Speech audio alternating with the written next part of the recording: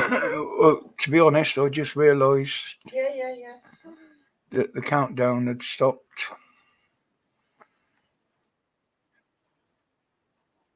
And then I've got to wait for it to go live up there. Good afternoon, everybody. Sorry about that. Late there. I was having a bit of a giggle with Mrs. W behind me there. Just Not Mrs. W. Not Mrs. W. I just clicked on playing around with the virtual backgrounds. And she's just straight away said, "That's it, go on, fucking blank me out." Right, sweetheart, I can hear you on my phone. That's your sound check done. That's it. She said she can hear me and see me behind. Can everybody else do the same? And I would say by the sound there, that's the alert just gone out for the live. No, it's Donna asking if she, yeah, it's Donna. Oh, okay. Well, yeah, I'm starting a bit later this week, people. One, it gave me a bit more time to myself today. And hopefully we might get a few more drop in when they get home from work. I'm not saying I'm sticking to any of these times at the moment. I'm just trying to suss out what works for everybody, basically. I mean, I'm available 24/7. I must apologise for the sloppiness today, but it is very, very warm sat in this little corner. At least you've got clothes on. Well, yeah. And I don't get hardly any heat out of that computer that I can even feel. So that doesn't heat it up over here. Thank you, guys. Yep, loud and clear. Right, before I go any further, I'll be back in a sec. Remember to do this.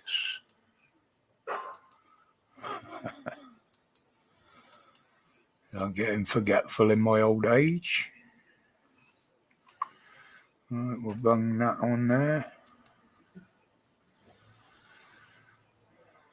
There we go. I mean, there's only 10 in here at the moment, but I dare say there'll be a few more before the end of the day. Good afternoon, Jason. It's boiling, Roger. Yeah, it's been quite warm here the last few days, mate. Phil, good afternoon. Rippy, obviously, welcome, mate. Yeah, not too bad, Phil. Not too bad, mate. My sleep patterns are still all over the place. Hence, I was up at 3 o'clock this morning. Paranormal, good afternoon.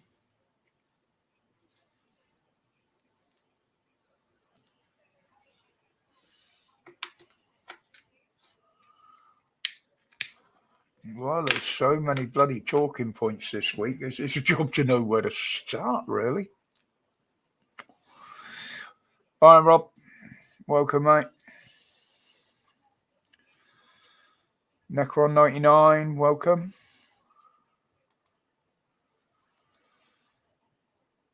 Holly will be with us in a bit.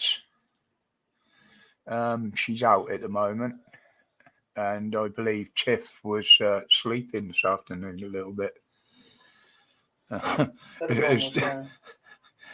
As Dan says, you couldn't make up one well human being out of the rest. All of us, everybody's got something broken or failing.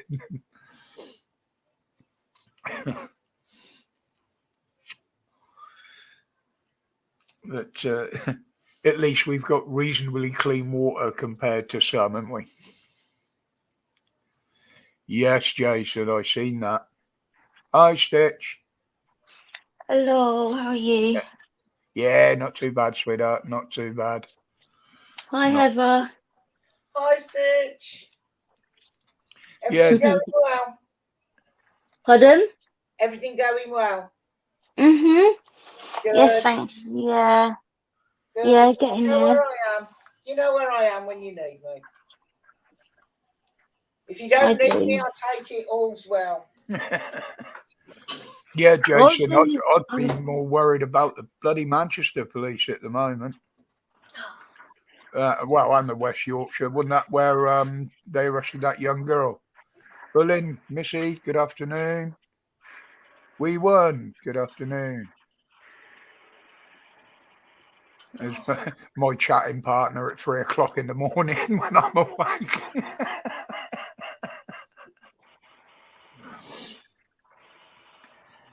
When you put a comment in the under the videos, Berlin, it doesn't come up with your name. It just comes up with a load of numbers. I don't know whether you know that. Stuart, good afternoon, mate. Hello, Stuart, Phil, Jason. We will get back to you, Stitch. We're just waiting for people to drop in and see who's there. That's okay. I'm not typing everybody because my phone doesn't autofill. But I've given up with that bloody auto spell half the time. No, on the computers, It doesn't even recognise the word I'm trying to say.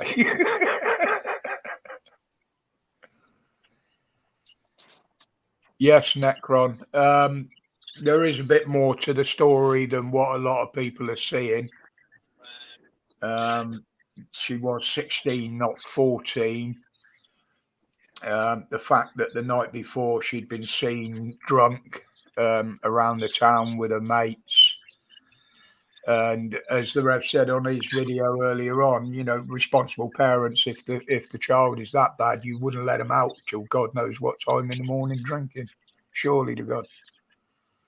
Was that little girl that, the parent little girl that got arrested that was hiding in the cupboard? I mean, I don't disagree with the fact that she had to be spoken to and, you know, things had to move on a little bit. Thank you, Paranormal. But the way the police dealt with it, you know, a young girl, she was terrified. They didn't need all them police in the house, and they certainly didn't need the bitch there that kicked it all off initially. You know, and they said, no, they don't. I agreed with you, like when you was looking at it. Was it you that said it? It was like I mean, you could have, you know, mistaken that copper as one, because normally, you know, she had really short hair. She was quite, you know, raw, weren't she? I mean, and when you've got autism, sometimes you haven't got the button that tells you not to say something about somebody just in case it has their feelings. Absolutely, but the police are supposed to be that little bit thicker skinned than us. Yeah, you're supposed to understand that. I mean, if my son did something wrong, I'm sure if I did something wrong when I was younger, then I probably would have been, you do something really bad, but then if they treated him like that, then I'd be really pissed off, because that would freak me out if all them coppers came in to my house and started manhandling me. Like, I wouldn't be able to handle that. Like, I'd freak out completely, and I know my son would as well. Yeah. So, but it's you've also got to take into account, like the Rev said. Yeah, I agreed with quite a few of his points that he made in his video on it. But you know, the parents should have took more responsibility. Yeah. To start with, before that, with the things she was allowed to do, and so many people. I mean, you know, no disrespect to those that have got some of these illnesses, but as soon as something like that kicks off, they're too quick to jump on it. Mm-hmm. Yes, once the police were told that she was slightly autistic, the mother should have told them that they had medical problems as well, where they could hurt her by twisting her arms and that. Yeah, because then they say she has scoliosis or something. Yeah, but she didn't tell them until after they got her outside and was grabbing her arms and moving her about. That's got to say, I've got both. I'm autistic and I've got scoliosis, and that would have hurt me a lot. Yeah. But yeah, as you say, the parents should have been more. But there's no need for that amount of police to manhandle a young girl like that. If two of them couldn't handle her, they shouldn't be in the bloody job. Well, have you seen that one? I don't know how old it is, but it's of a family who's, I don't know the whole story because it doesn't say it in the video, but one of their children lives in care, but they have quite a few other children, like younger and older than him, and he keeps Yeah. running away. And the video is of one time that he ran away and he was in his bed, and the police came, the social services called the police to go and get him back.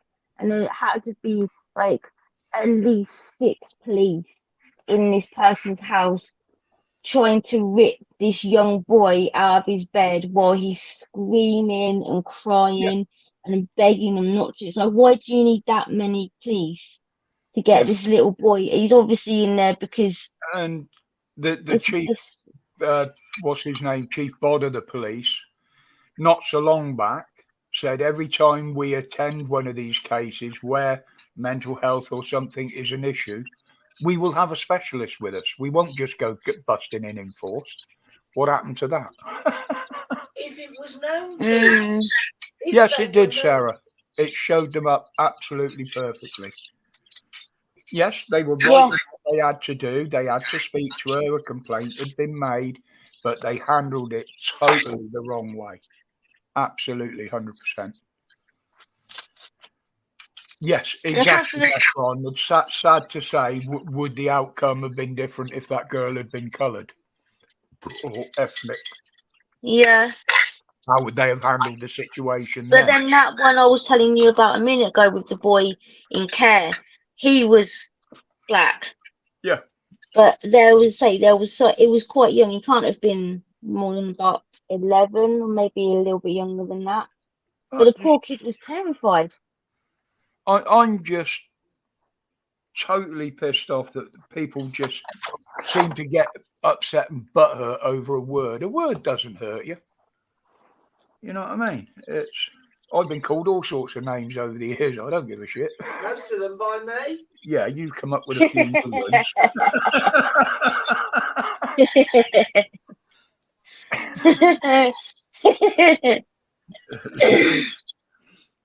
Yeah, she's good at making them up.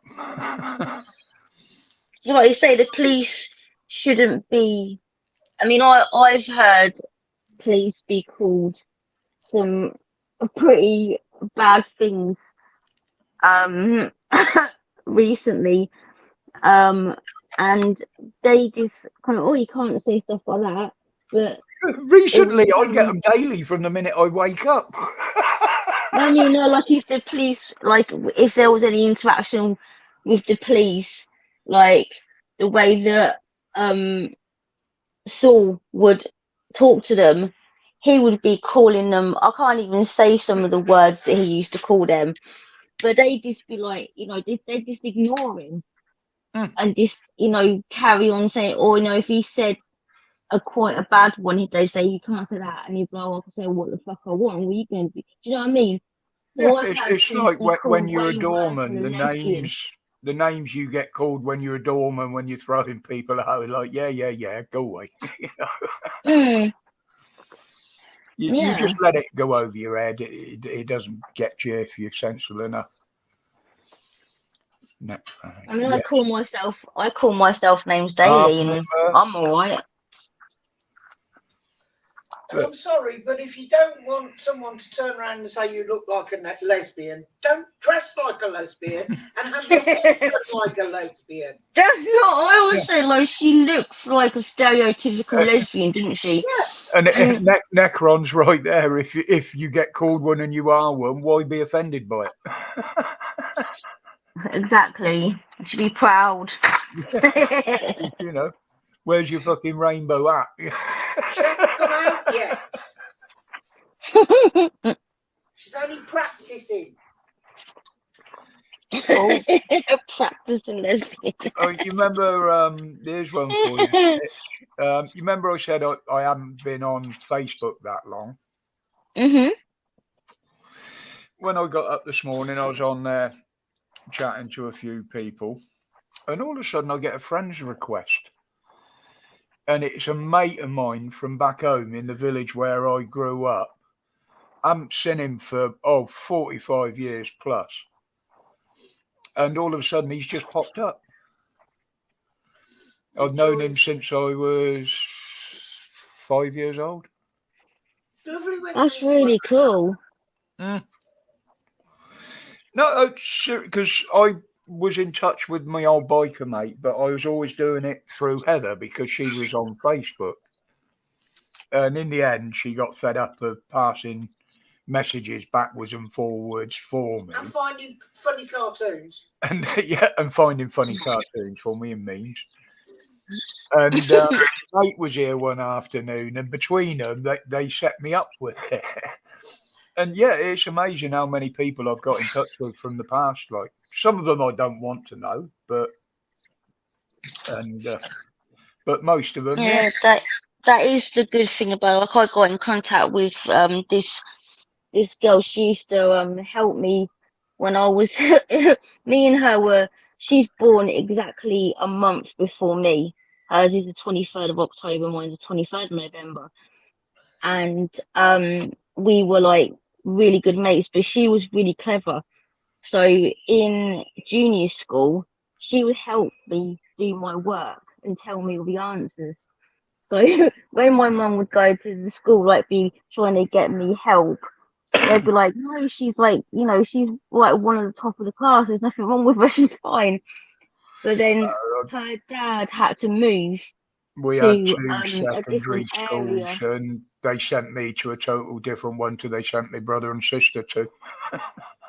Well, she ended up having to move to a different town because of her dad's work. So literally within a couple of months of her moving schools, then I went from being top of the class to like below the bottom, and my mum was like, see, I told you she was cheating.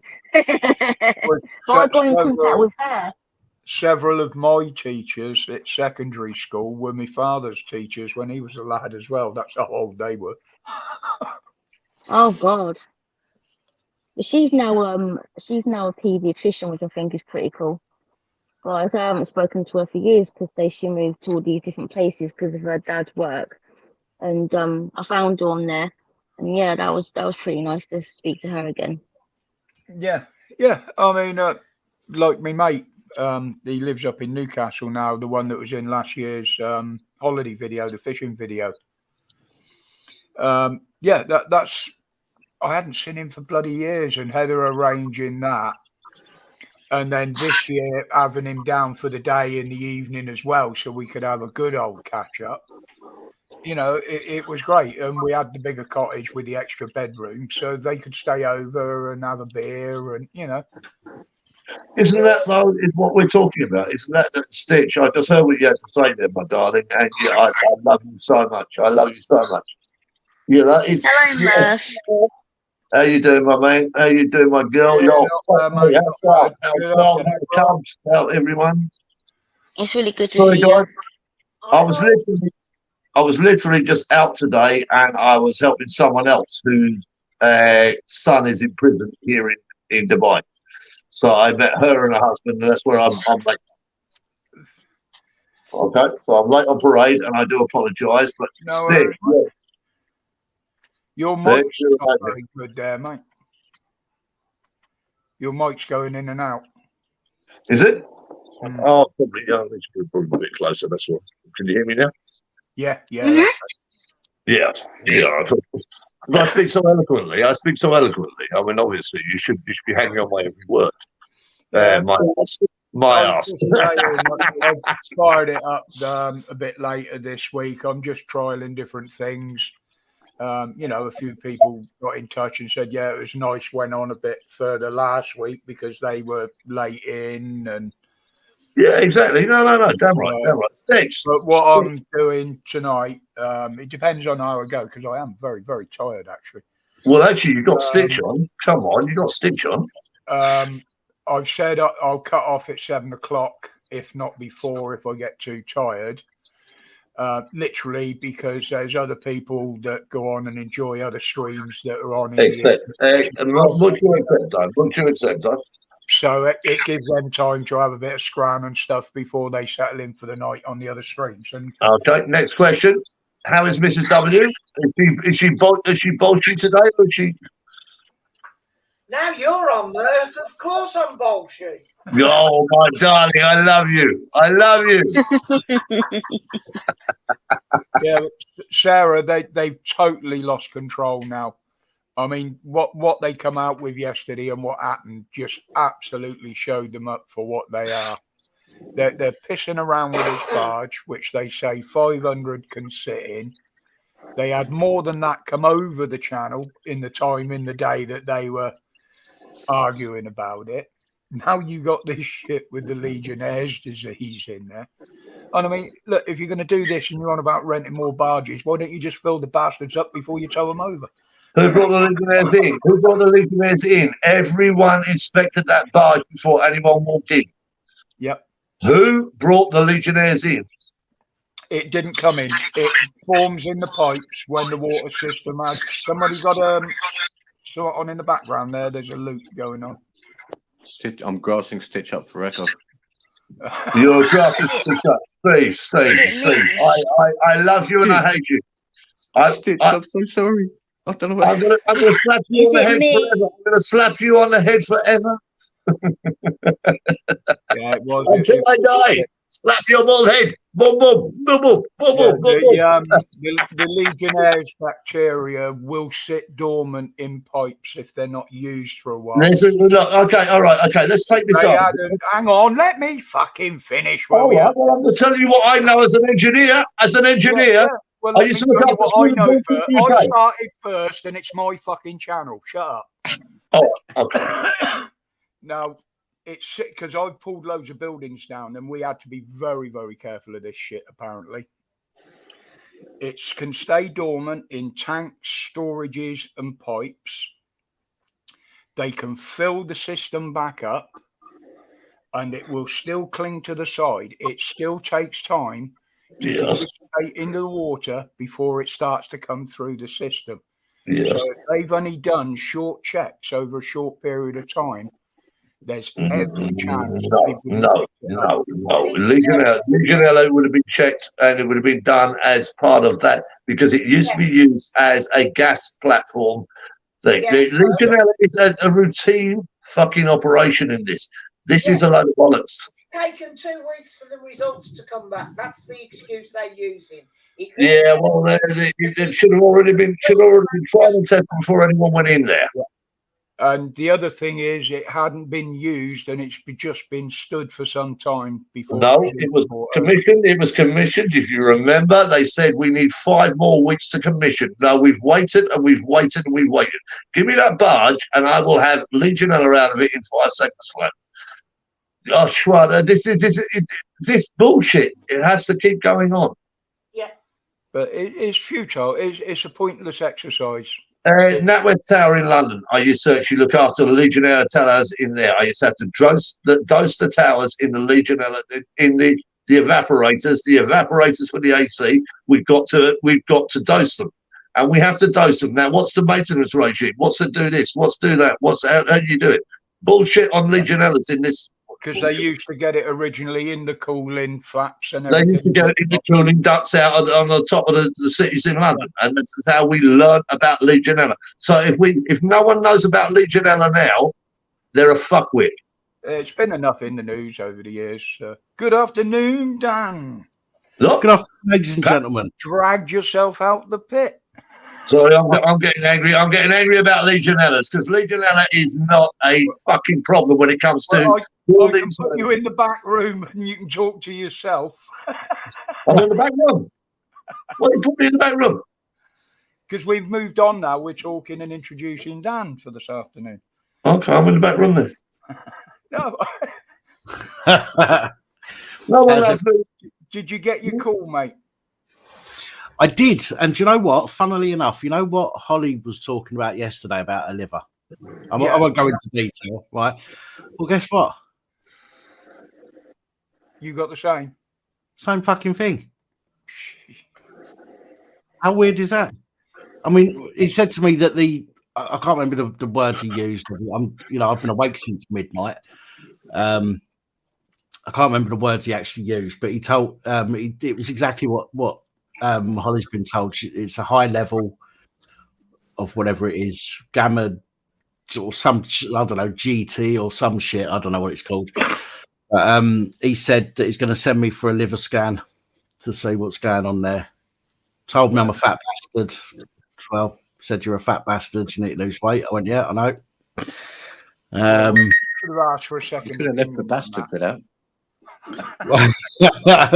Well, no, he actually said you're obese, and I went, yeah. Or did he know? Are you physically obese or just obese? I'm classed as obese. Are you classed as physically obese or just obese? I'm morbidly There's a obese. definition. There's a definition. What's the difference? Physically, Of fat. The difference is when you're the same height, whether you laid down or stood up. Yeah. Yeah. no, I just encompass it all under the same term, and that is fat fuck. Have you ever had the experience of slap her ass and ride the waves? No, Right, but the they've slapped my ass and ridden the way. Come on. Come on. Right, Look, you could surf 'em, everyone is telling us who and what we are. Mm. Yeah, every day, every one of us wakes up and we make a point. Yeah, to be honest, I just, I think that a lot of people that the weights that they call obese, I think a lot of people aren't necessarily obese. I think a lot of people suit particular weights. What weight are you, Pat? Yeah, you never ask a pap how much he weighs on a live show. Well, I'm 102 kilo, but I'm 6'3". No, sorry. You never ask there's two things you never do. Ask a woman how old she is or how much she weighs, or ask a pap how much. Unfortunately, nowadays we have to ask how old she is. But when he goes and orders his shirts, they're triple F. Fucking fat fuck. Yeah, such a nice Friday afternoon it was. We don't have to. It was. I used to be quite large myself, but I won't go into that. No, I'm cuddly. Well, that's what I used to say. Or let's put it this way: I'll do what the fat girls do on Tinder. I have to write in my profile, great sense of humour and cuddly. that was going on. That was a long time ago. Steve, what are you? Take the piss out of yourself. Steve, what are you? Oh, sure. Good question. What weight and height wise? I'm 5'7" and probably about 10, 11 stone. Okay, I thank can you. tell you what I am. Get a personality. Get a personality. Come on, this is allowed. This is allowed. Get a personality, and then. Right, the personality about height and weight. I'm a short ass. I'm playing. Shut up. Oh dear. It's all right, guys. I'm just. I'll just cry trying myself to- to sleep tonight. I will. Oh, He said, "No, doctor said to me, I'm borderline diabetes, which I have been for ages. Hi, Stitch. I've been borderline diabetes for ages. He asked me how comes I've still got high cholesterol when I've been taking statins. And I know a lot of people will say don't take statins, but do you know what? If it listen, I don't care if it shortens. I don't care if it shortens my life or whatever. Right? If it makes me a bit thinner, I'm fucking happy for it. Right? So, For what reason? what reason? What? Do I want to be thinner? You've got one life. You've got one life, and we've got to make a point in life. It is how we live our life, and if we're healthy in life, I accept. It gets to a point where you're so round, there are no points. I'm with you, Dan. Got no points. Got no points. Exactly. Sorry, Murph. Never I'm use just the telling word Courtney these days. I know, mate. Look, that's why I didn't respond. You know. Ever so slightly rotund.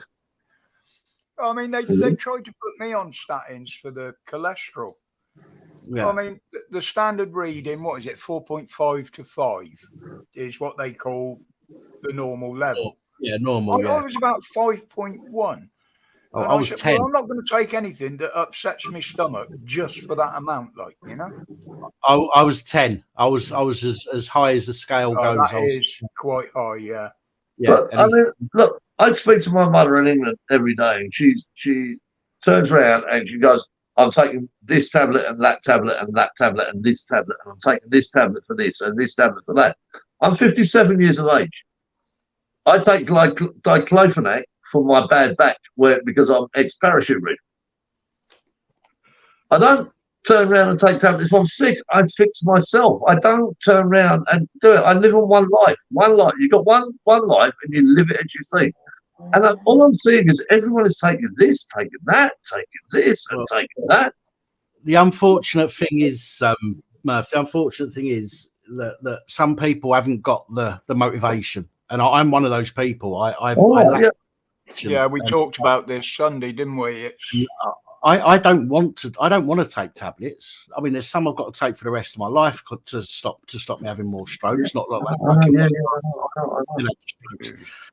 but I don't want medication, and I know for a fact, and I know it sounds like it's just an excuse, but once I'm back down south and I'm local to my family, I have my nephew who's a personal trainer.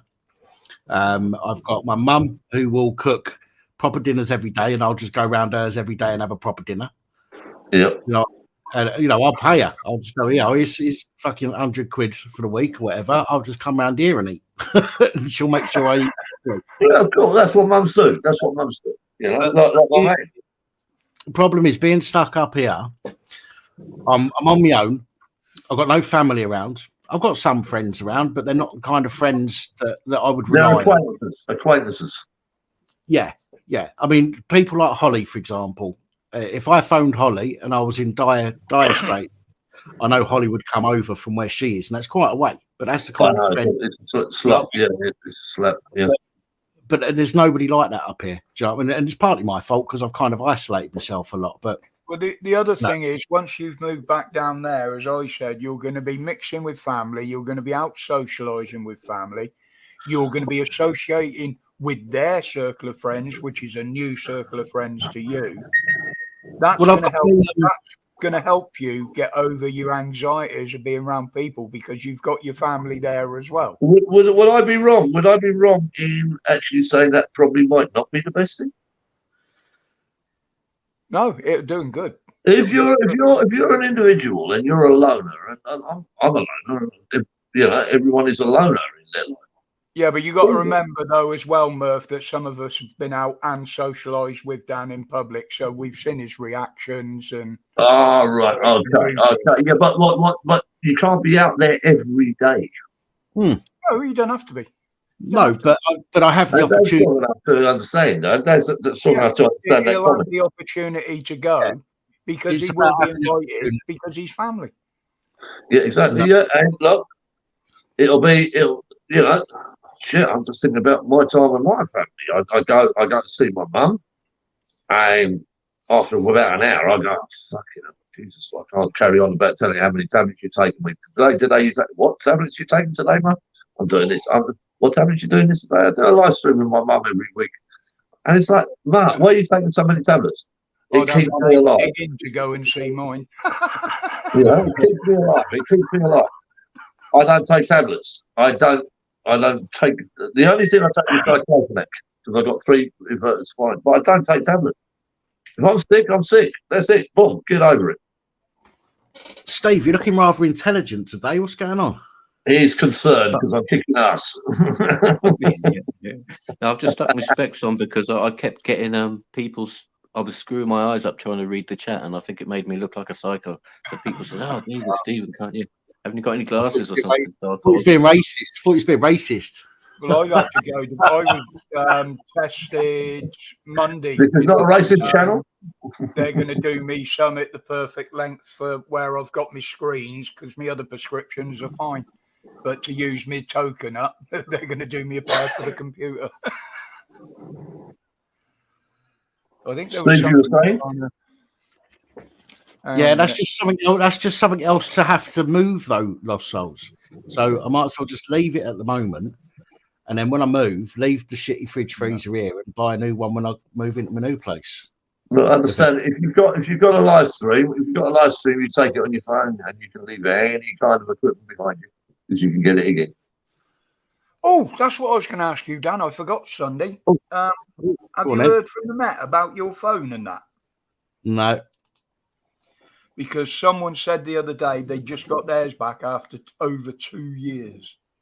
Yeah, no, I haven't. Yeah, again, it's something I need to do. I need to go to the local magistrates court and and get an order. So for them to because give it's me well past due now. Yeah, They've got no excuse whatsoever to hold that now. so a year and a half. Oh my God! year and a Guess half who's now. in the back room? Who?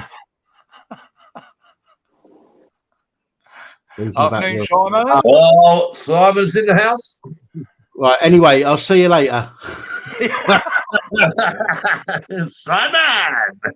Oh, we got a full house this week. Look, me full 6. I got a new full 20 hours. Oi, oi, Simon. He's probably just clicked in and sat there eating or doing something. He's doing something, or the kids are making noise, so he can't turn the mic on. Well, he ain't got his mic muted. I'd actually try to put up a jury prize this week.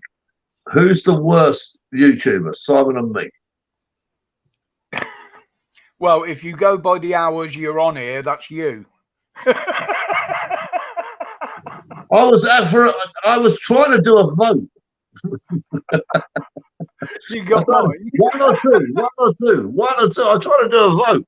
What do? You just turn around and oh. Mr. Whittington. Mr. W, have a word. Yes, Lost Souls. I'll drop him down into the back room until he comes up and gives me a wave or something. Thank you for reminding me of that, because he doesn't often stay quiet. He may have an issue with his mic, but yeah, just in case. If you're listening, Simon, if you want to come up, mate, just show your face for a sec in the back room there, just so I can tell it's you. But your mic wasn't working. But yeah, your mic definitely wasn't working if you were chatting.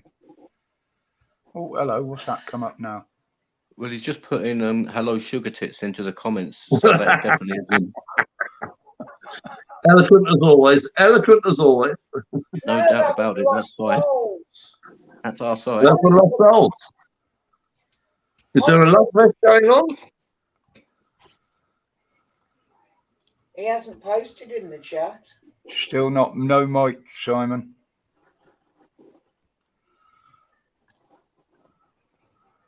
Yeah, old boy.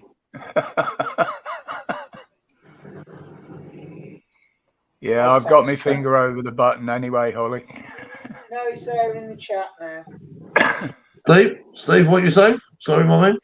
I was saying to Simon, if you're using sign language, it's not going to work. No. It works. Trust me, it works. But if you want to key it in for those of us that are blind, we can read Braille. Sign language works every time, my man. It works every time. He's using Braille. I'll just feel that again. It works. I speak Braille perfectly.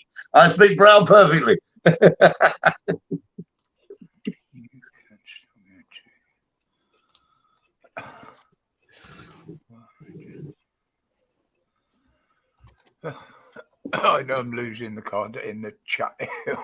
Oh, go back up. So what's the plan, Pat? What, back down south? Which part of south? South end. Back around real south. You're going real south. Yeah.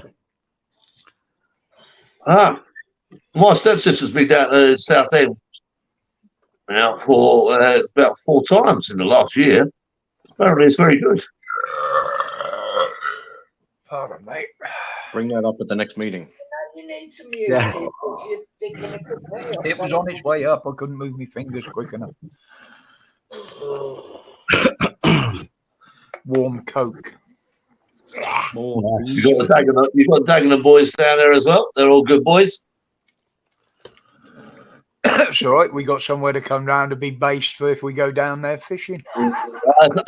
Roger Whittington, we are based at all times. We are based. Yeah, there's you got the Ray in Leon Sea, which is even when the tide goes out, you've got this it's like a channel through the Thames. They called it the Ray. which is a pretty good place to go for place. Yeah, that's what they do. Is they all sit in there and wait for the tide to come back in, and then they go back up. With Southend is reclaiming itself. Southend is reclaiming itself now. I do promise you. Well, I mean, I've been told lots of things about Southend and how it's becoming more like South India and South Sudan and Yeah.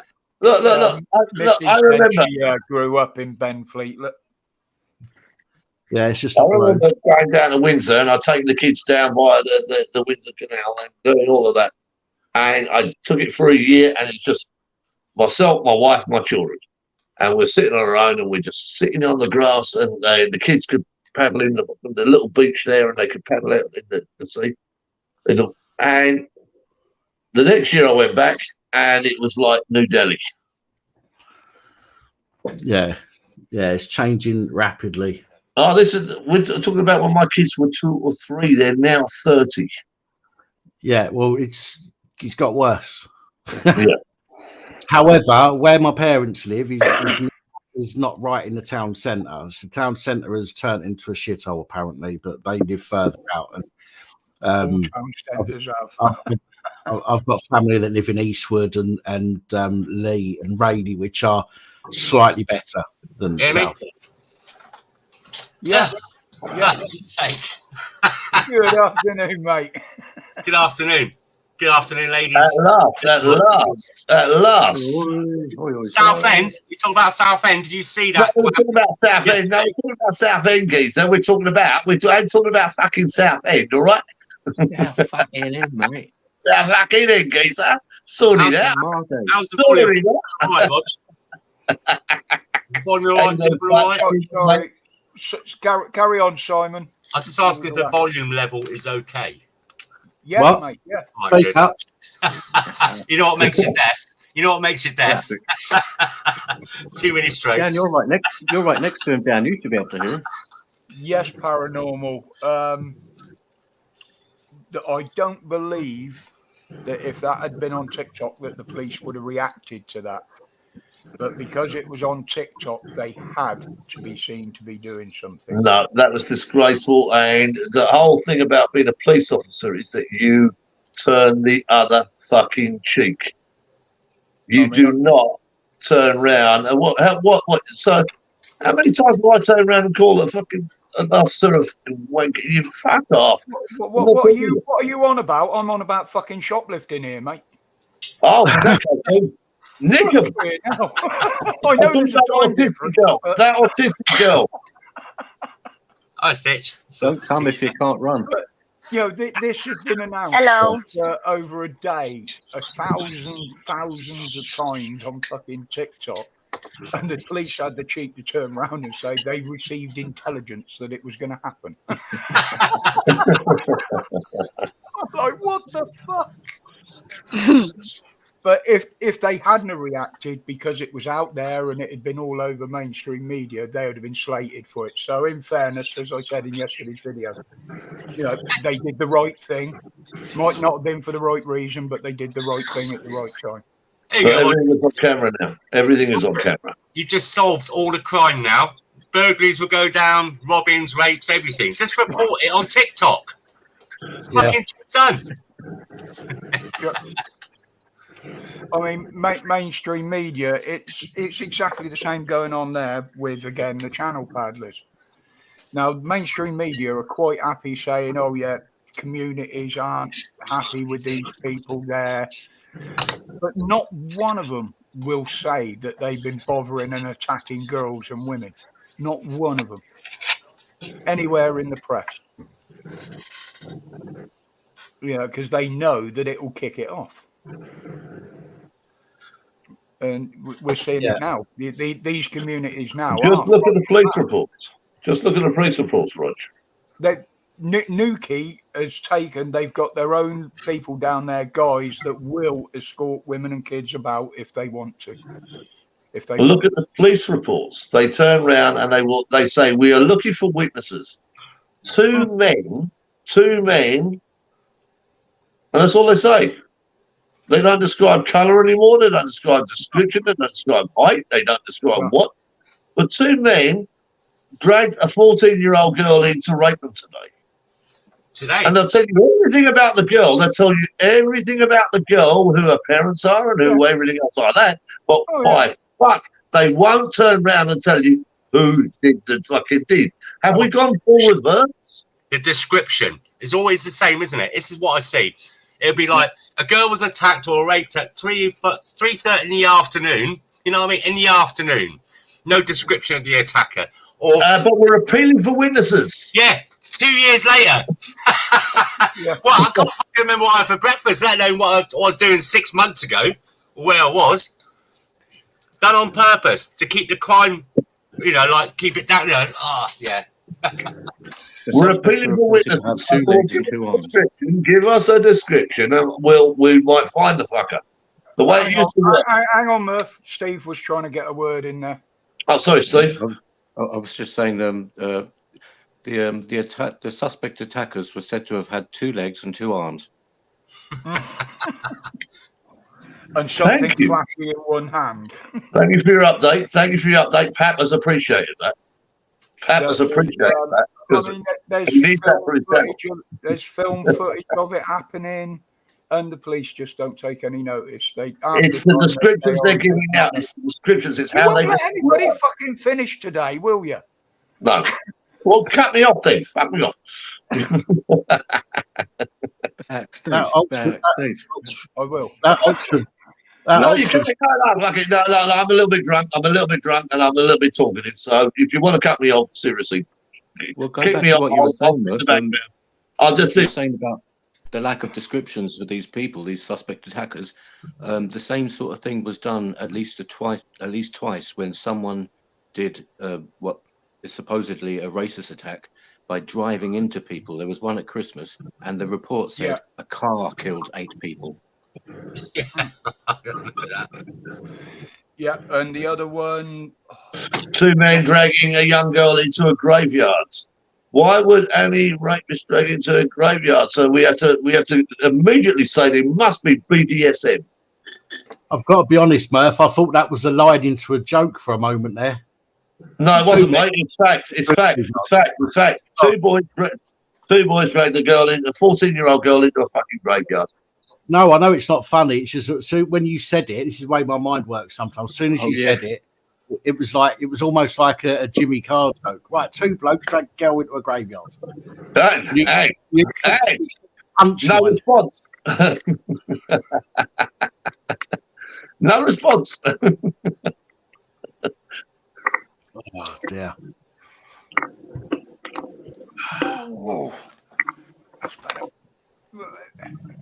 Mark, good afternoon, buddy. I'm Bleach Demon. Welcome. My mother's from York. Who else? Sorry. England for the English. Oh yeah, England. Welcome, mate. Did you say hello to The crew are in. Yes, I did when she first came in.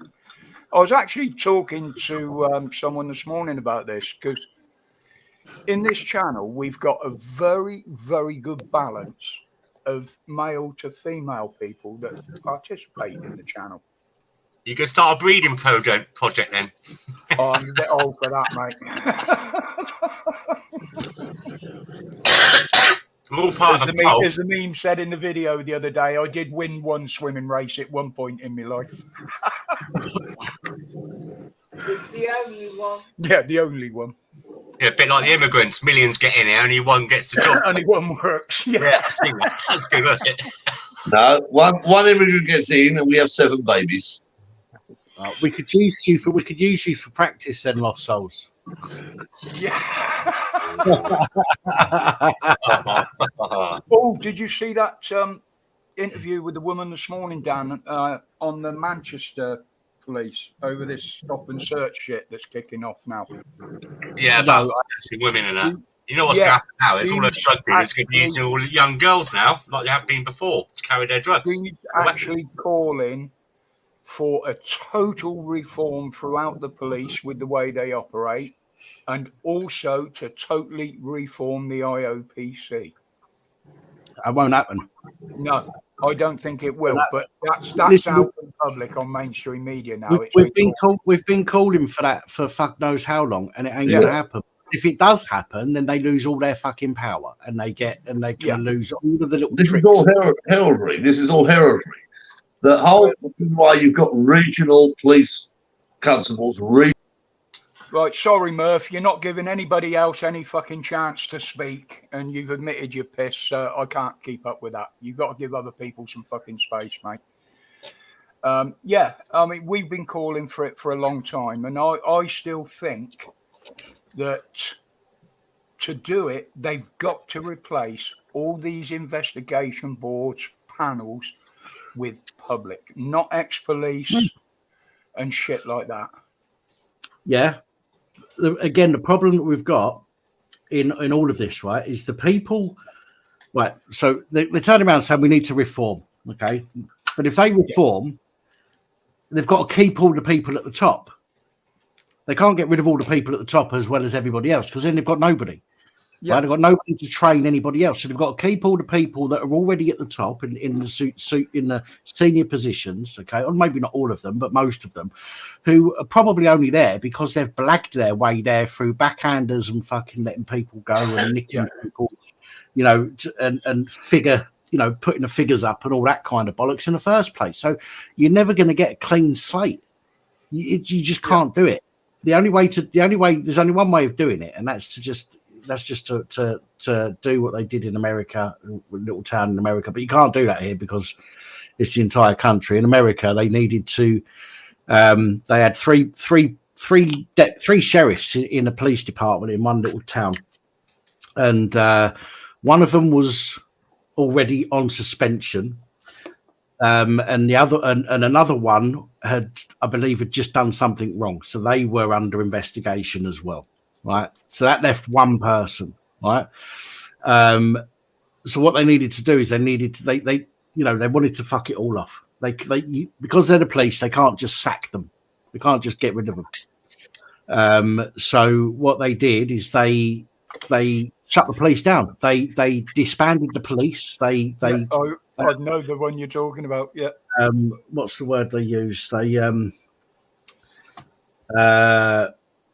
Basically just shut it down, dissolved. Yeah, they dissolved the police in that city or that town, and that way they made everything redundant, and then they started again.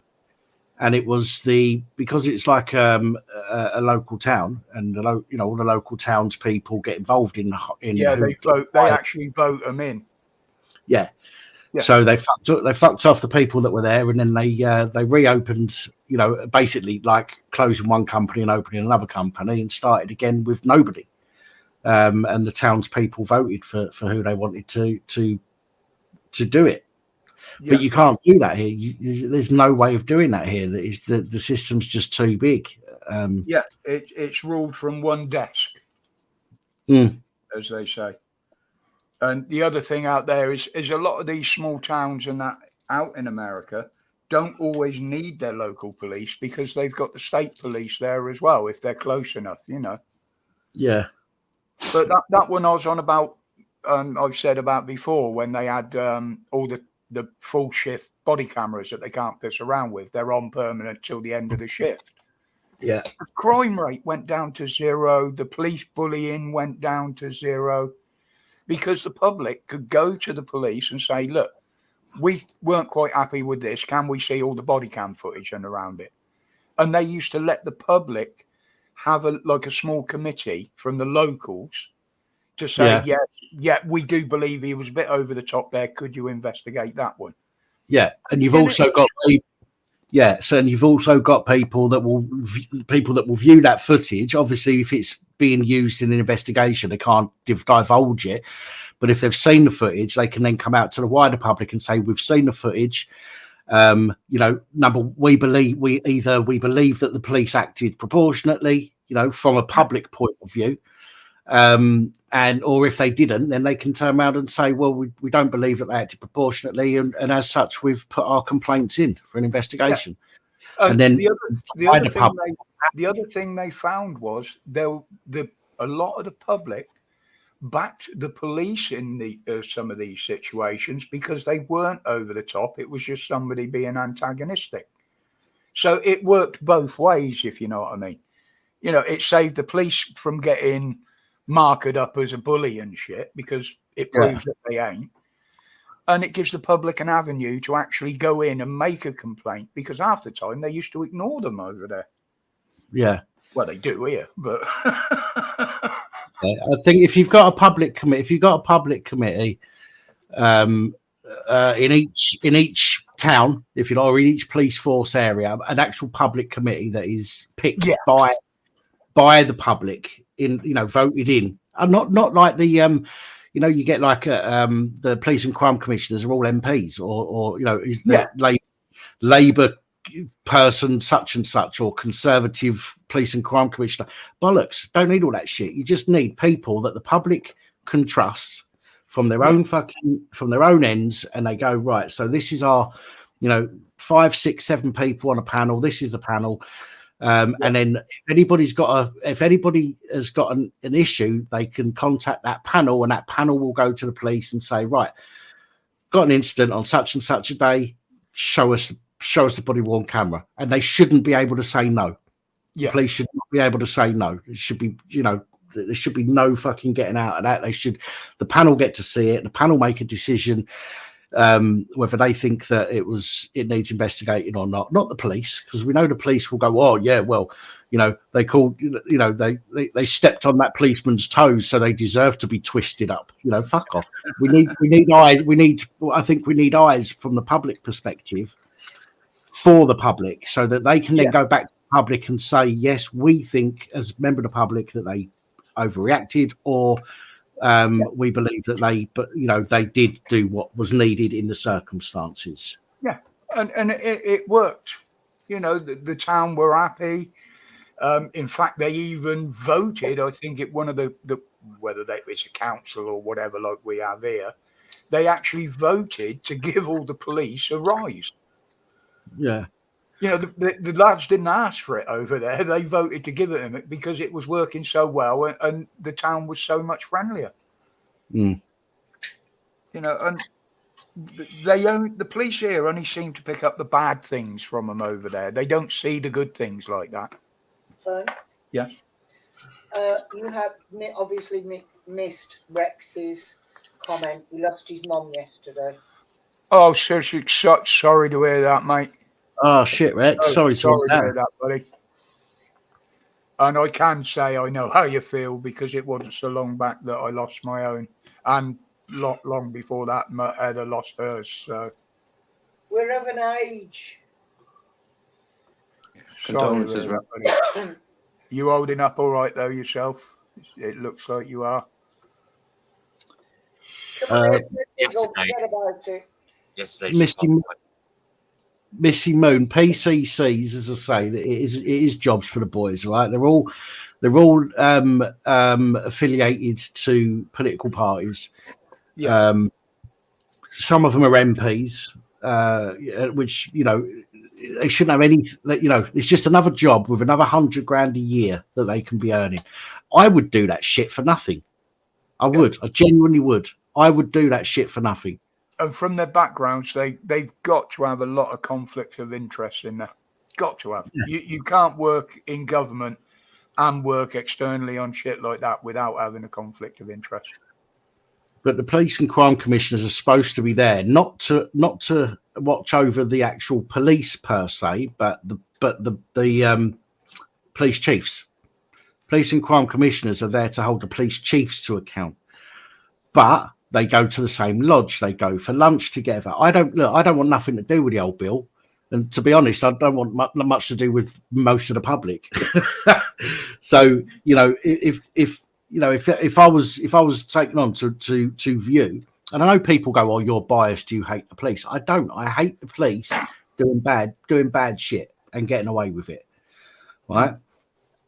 If I saw something and I said, right, this needs investigating, and it was investigated properly, okay, and they turned around and said, well, actually, and they explained it to me in a way that that I could understand. If they said to me, right, we're not taking action on this copper because, and they explained it to me in a way that made me believe that they didn't need to be reprimanded, then I'd accept that. And I'd say, do you know, okay, fair enough.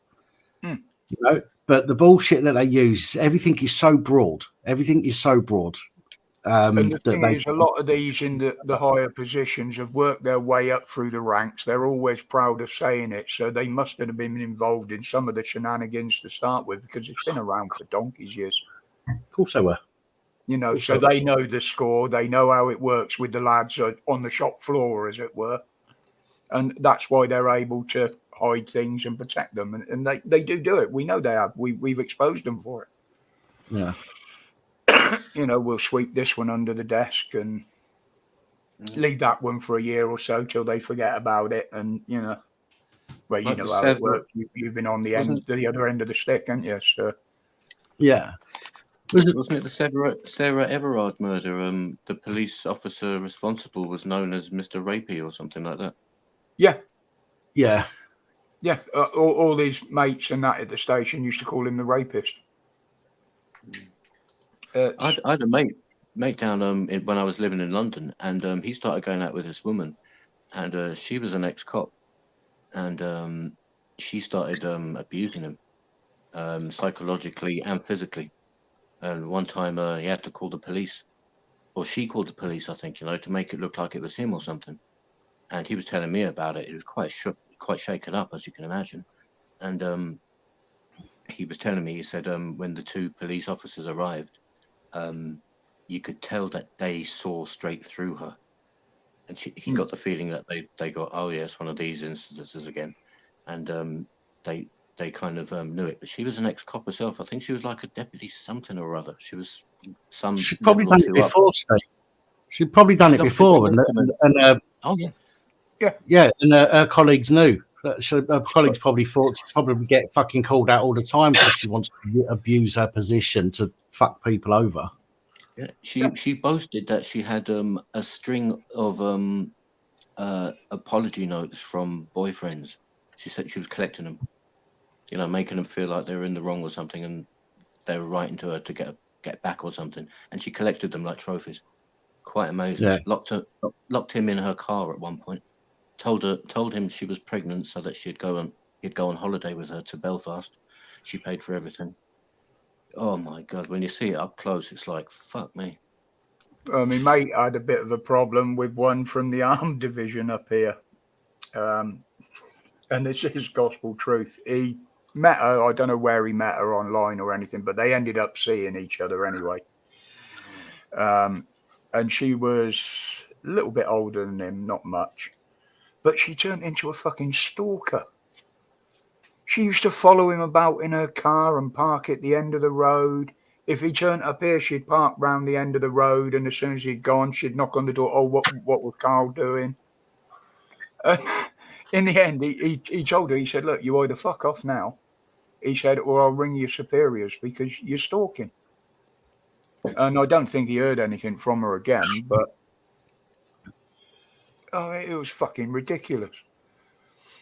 I get the same feeling that you know, when people talk about interpersonal behavior, having a kind of mirror image on a larger scale of things with like groups of people, I think the people who do that sort of thing, narcissistic sort of people, might explain why people think it's a spiritual war these days, because there are those people who go around who live to see someone else squirming in their hands, sort of thing.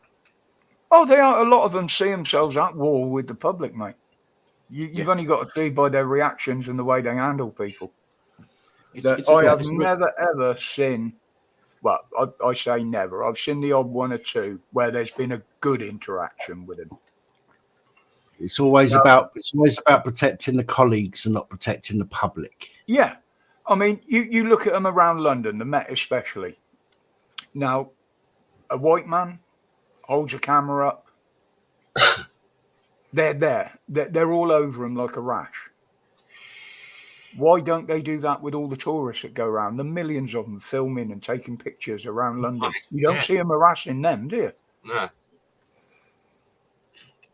But then again, I'm not defending in a way, but for some of the officers that work up in London and the scum they have to deal with, you know what I'm talking about, or the nasty drug dealers and the violent ones, the ones that are running in the shops. Like, I don't know if you've seen that TikTok video going around. A couple of days ago, some guy just goes into the co-op and he's just there. He's taking in one of those wheelie bags, filled them up with about 20 bottles of brandy. And his poor little kitty was working there, got a slap and everything. And the guy's just loitering outside. That's how lawless it is up there in London. So, you know, it's like in America where you see this thing where police have pulled someone over and they tell them to show their hands and they go lean in and then go into their glove box. And these people have got a record of guns and violence and then they shoot them. I can't disagree with that. Well, please tell you to stop. Is it Chicago, I think, in America, that literally all the shops are shut now? They won't open. Not surprising. Look what's going on in Said London. it's not worth opening. And it And was in California, literally when the police started getting real bad, I think it was Chicago, the public called for the police to be defunded. Which they were. They were on limited things. They only go out and look at limited things. And of course, no crimes were being looked into. The streets were lawless. I mean, there was one the other day of a bloke two of them walking into a store, filling 2 trolleys up with boxes of power tools and just walking out unchallenged. I think that's Philadelphia, Rog, as well. Philadelphia, is it? I know, I couldn't remember which city it was. I put some posts on my Facebook where there's some people just been recently walking around and filming it. Oh my God, the drug problem and everything else. I fear that's. Have you seen the videos from Kensington Avenue with the fentanyl zombies and that? Yes, yeah. Oh man, I've never seen anything like that. These ones that like bent over, just standing. Zombified. Yes, all he does once a day, he drives around a few blocks just with his dash cam and that going. And the state of some of them, unbelievable. And that's it is happening here to a certain extent, and it's going to get worse. And it will end up like that here if they don't do something about it. There's certain places in Wales, all over our country already, and it's starting to spread massively. Yeah. Maybe it's because they all pronounce fentanyl as fentanyl. They're going around trying to solve the fentanyl problem, and there's no such thing as fentanyl. All the fentanyl is going around, and people go, nope, no fentanyl around here. But you look at the problems it causes with the skin and the sores, and these are people that were lawyers and architects and shit like that, and they're on the street living in a box. And possibly one of us on the panel one day, you never know. You just never know. You never know, mate. You never know the way this country's going. I mean, with this mortgage rate again now, some of the mortgage lenders are bringing it down, the interest rate, to attract new customers. And then they put it back up. But they're going to be in the shit again, and they're the future ones that are going to lose their homes. I find it quite sad. I think the saddest thing I see about those videos is no one's going over to help them. No, even when one's on no church groups or anything like that, or just nothing. No one's helping them. No, that's what breaks my heart the most. And that's what when people. Sorry, Steve. Go ahead, mate. So I was just interjecting. Life is cheap, eh? It is out there, buddy. It is out there. When you see the state of them, it's horrifying. It really is. And when there's one guy. He doesn't drive around. What he does, he picks some of the more sensible ones with a story to tell. And he'll do a 20-minute interview with them on how they ended up there. Was it family? Was it drugs? And the stories that some of them tell, I mean, you got to take them with a pinch of salt that, at the end of the day, they're on drugs. But some of the stories they tell, it's just horrifying how they ended up there. I mean, one woman's still trying to do I don't know whether it was draft work or whatever, but it was paperwork. And she's trying to do it in a tent because she earned thousands of pounds a month, but still couldn't afford to rent a place. Fuck. Yeah, it is coming here.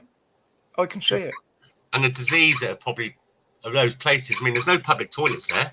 Nope. And stuff like that. That's another thing as well. It's all these other little knock-on effects. But somebody said the other day, well, where do they go have a dump? I said, well, they don't move. They do it where they're stood. Yeah, and bear that in mind Remember next that time you go. Bear that next time you go to buy a good pub from or burger from a burger van out in the middle of nowhere. Right? You know all this defecating in the streets business? Well, do you remember that old Beatles song that went, "Why don't we do it in the road?" Yeah. They were just listening to that for a while, and they just got mixed up with all the fentanyl, and Maybe they were thinking of something else. Good afternoon, Brian. Yeah, I fired up a bit later today to give everybody a bit more of a chance to come on. Oh, hello. What's this? Wasn't me. No, it's Marty just posted. It's so that come September, those that have to do a school run or want to catch the last hour or so after work have the opportunity to come on for more of the show. Pardon me. And turn up just as he's going on. Yeah, we're on holidays at the moment still until. Yeah, I know. But come right, sorry.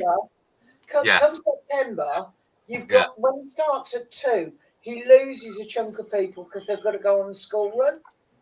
So if you're not starting till 4 o'clock, you stand a chance of picking it up early on in the stream. And if you're out at work and don't get home till 5:30, 6 o'clock, you stand a chance of catching the last hour and a half. And it's before everybody goes on for their evenings at 7, 8 o'clock.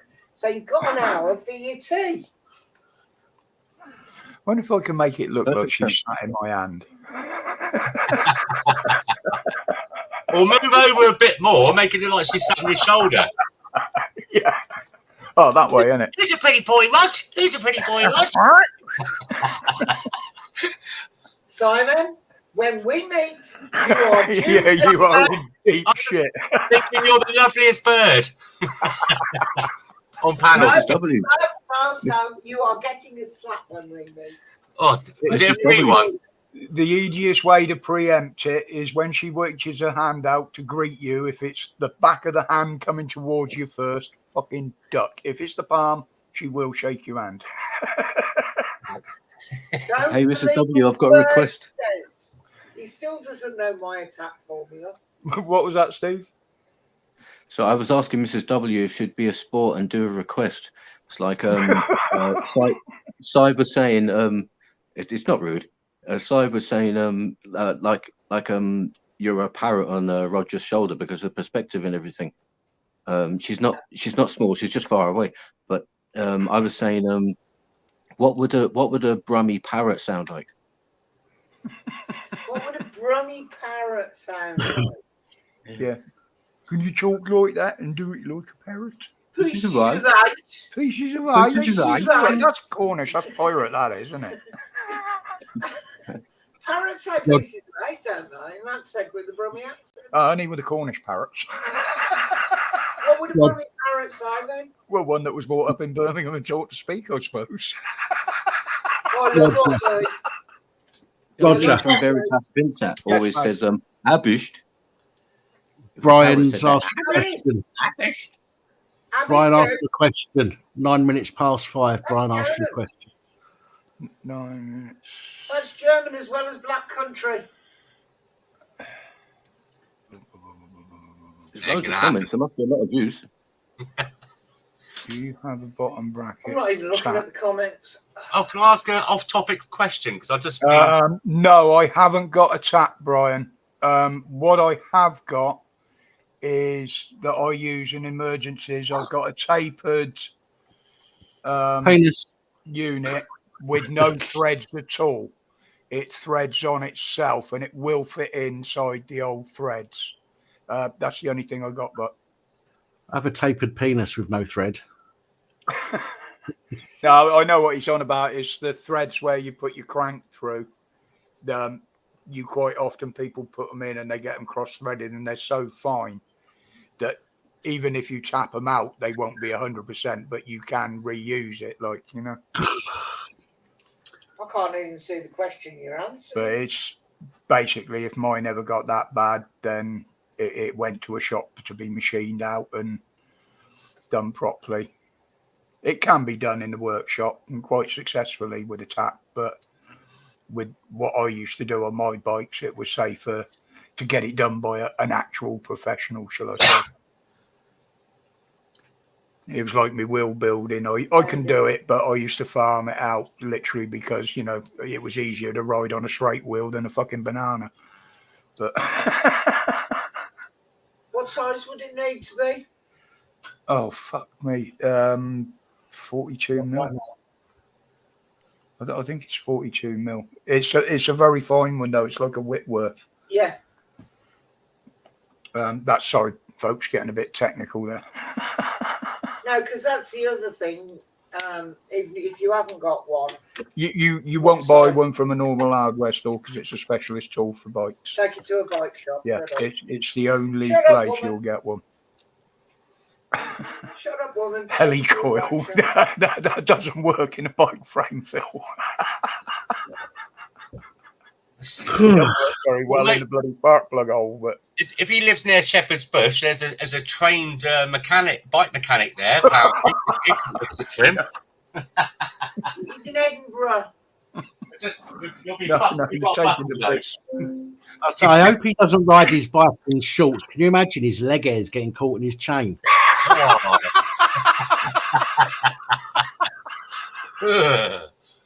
But don't forget, road cyclists for ultimate speed wax and shave their legs.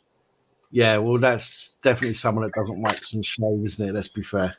Downhill bikers try to grow it longer because it's extra cushioning when you fall off. Yuck. I've not seen the legs. Thank fuck for that. So they may be waxed. Yeah, it's unlikely. Can you imagine? It would look like Lego, two Lego pieces, and you've taken the wrong top part and put it on the wrong bottom part. A peach on a couple of kebab sticks. Well, one of his mates does. One that has 4 bottles of wine a day. If you look, he keeps putting his leg up, and you can see it's all lovely, freshly shaven. Can you imagine pulling the wax strips off, turning them inside out with the hair outwards, putting them on the floor, and then giving it fuck me? And that's what they use for the Wookiee costume in Star Wars. Yeah. Drop it on the floor, John. It will start going like that across the floor. You watch the viewings go up. Oh, they're talking about you. Oh dear. Oh. We shouldn't really, because I have left them alone. Yeah. It's and in fairness, I haven't seen anybody bad mouthing me behind my back or whatever. Simon started it. Yeah, I've mentioned no names. Yeah. Everyone on the chat's probably thinking, who are we talking about? When's the Kraken coming out? Yes, it is a very expensive tool, Brian. Like most specialist tools we need from. When's the Kraken? Sorry, Roger. Oh, listen, I'll talk to you privately about that because some of it's I've got to be careful what I talk about because it's being passed. You know, I remember I said to you the other day, and so just the investigation thing. So not yet. Not yet. Yeah, it's all you had to say. It's all you had to say. Yeah, everyone's going, not yet. And you got fuck all, lad. You got fuck all. I knew you wouldn't add nothing in my best own accent. Who the fuck was that supposed to be? You're thinking that yourself? Sounds stupid. It sounds stupid. What name sounds stupid? Anyway, moving on from that one. Let's move on from that one. Yeah. And I did just ask, actually, an off topic. Has anyone just recently insured their car? Because I was around a mate's a couple of days ago, and he's been paying for years, like around the 200 quid mark. He said it went up to 500. So, well, it went up to 800. Then he did a comparison, got it down to 500. And I hear on the radio today that everyone's gone, if they're about 200 quid, they've gone up to 500. Everyone's jumped up just all of a sudden. It's to cover all the electric cars that keep catching fire. Well, because they're so expensive to repair and not a very good availability list of parts, The insurance companies and that are writing them off rather than repairing them. Are you all about for owners? Because he doesn't own an electric car. And when I listened to the report, it wasn't for people with electric. Everyone. Everybody. Electric cars, petrol, diesel, don't matter what it is. It's all that stuff to get us off the road, isn't it? That's what it is. Yep. Well, petrol's going up again. Fuel's going up again, apparently. A lot. Yeah, because everybody's fighting back now, and it's actually working against all these green schemes and that in cities and towns like the ULEZ and that. So they've got to keep pushing and pushing and pushing because they don't want the vehicles there, although it's been proved they don't make any fucking difference to the atmosphere there. Oh, yeah. And in Wales as well, they're big protests because now they've made it 20 miles an hour, isn't it, all their cities? Yeah, from the first, next month, isn't it? 1st of September it comes 1st in. of September. Anything that was a 30 is then automatically a 20. But they are going to give, I think he said it's either 2 months or 3 months grace on those that are just over. But obviously any that are blatantly belting down the roads that they're going to have. But they are going to use it sensibly. But if you believe that from the Welsh police, you believe fucking anything, don't you? Oh, that's kind of them. Yeah. The only good thing is that most areas, even the police themselves in some areas, are doing a better social media and news thing, advertising where speed cameras will be, because obviously they're legally obliged to post them.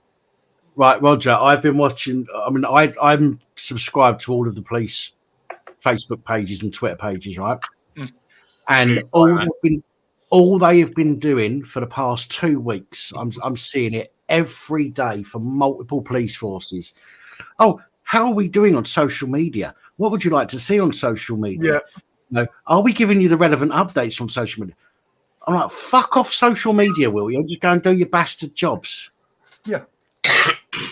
They're relying too much on tech, and the police isn't. Well, it is in a way. Some of it's a tech job, but you know, they rely on it too much. I couldn't give a fuck if they pulled somebody over. As long as they're doing their job, that's all I care about. I don't care. I don't fucking go on Facebook to see posts from the police going, "Oh, we pulled somebody over because they were 1 day past their fucking insurance. You know, they didn't renew their insurance at midnight, and it's now 8 o'clock in the morning. So we've stolen their car from them and fucking stitched them right up like a good one." Yeah. I don't need to see that shit. I mean, years ago, it used to be, oh, you fucking knobhead. Right, get it insured, right, and prove it's insured by the end of the week. Yeah. Or by tomorrow or whatever it is. Do you know what I mean? Yeah, 7-day producer. You know, but that's, you know, there's no money in that. No. But Stuart, I'm just going to answer that one, Stuart. I can remember, I'm going back to the 80s now. My cousin just passed her test. She was 18 years old in Dublin. And she was quoted on an old Nissan that her boss had given her. I mean, the thing was a wreck. And she was quoted nearly $5,000 for that. And that was back in the 80s for insurance in Ireland. It's over there, it's astronomical what they charge. You think we get it here for it. Over there, it's ridiculous. Two and a half for my cosy back in Aussie? Late 1990s, that was, I think.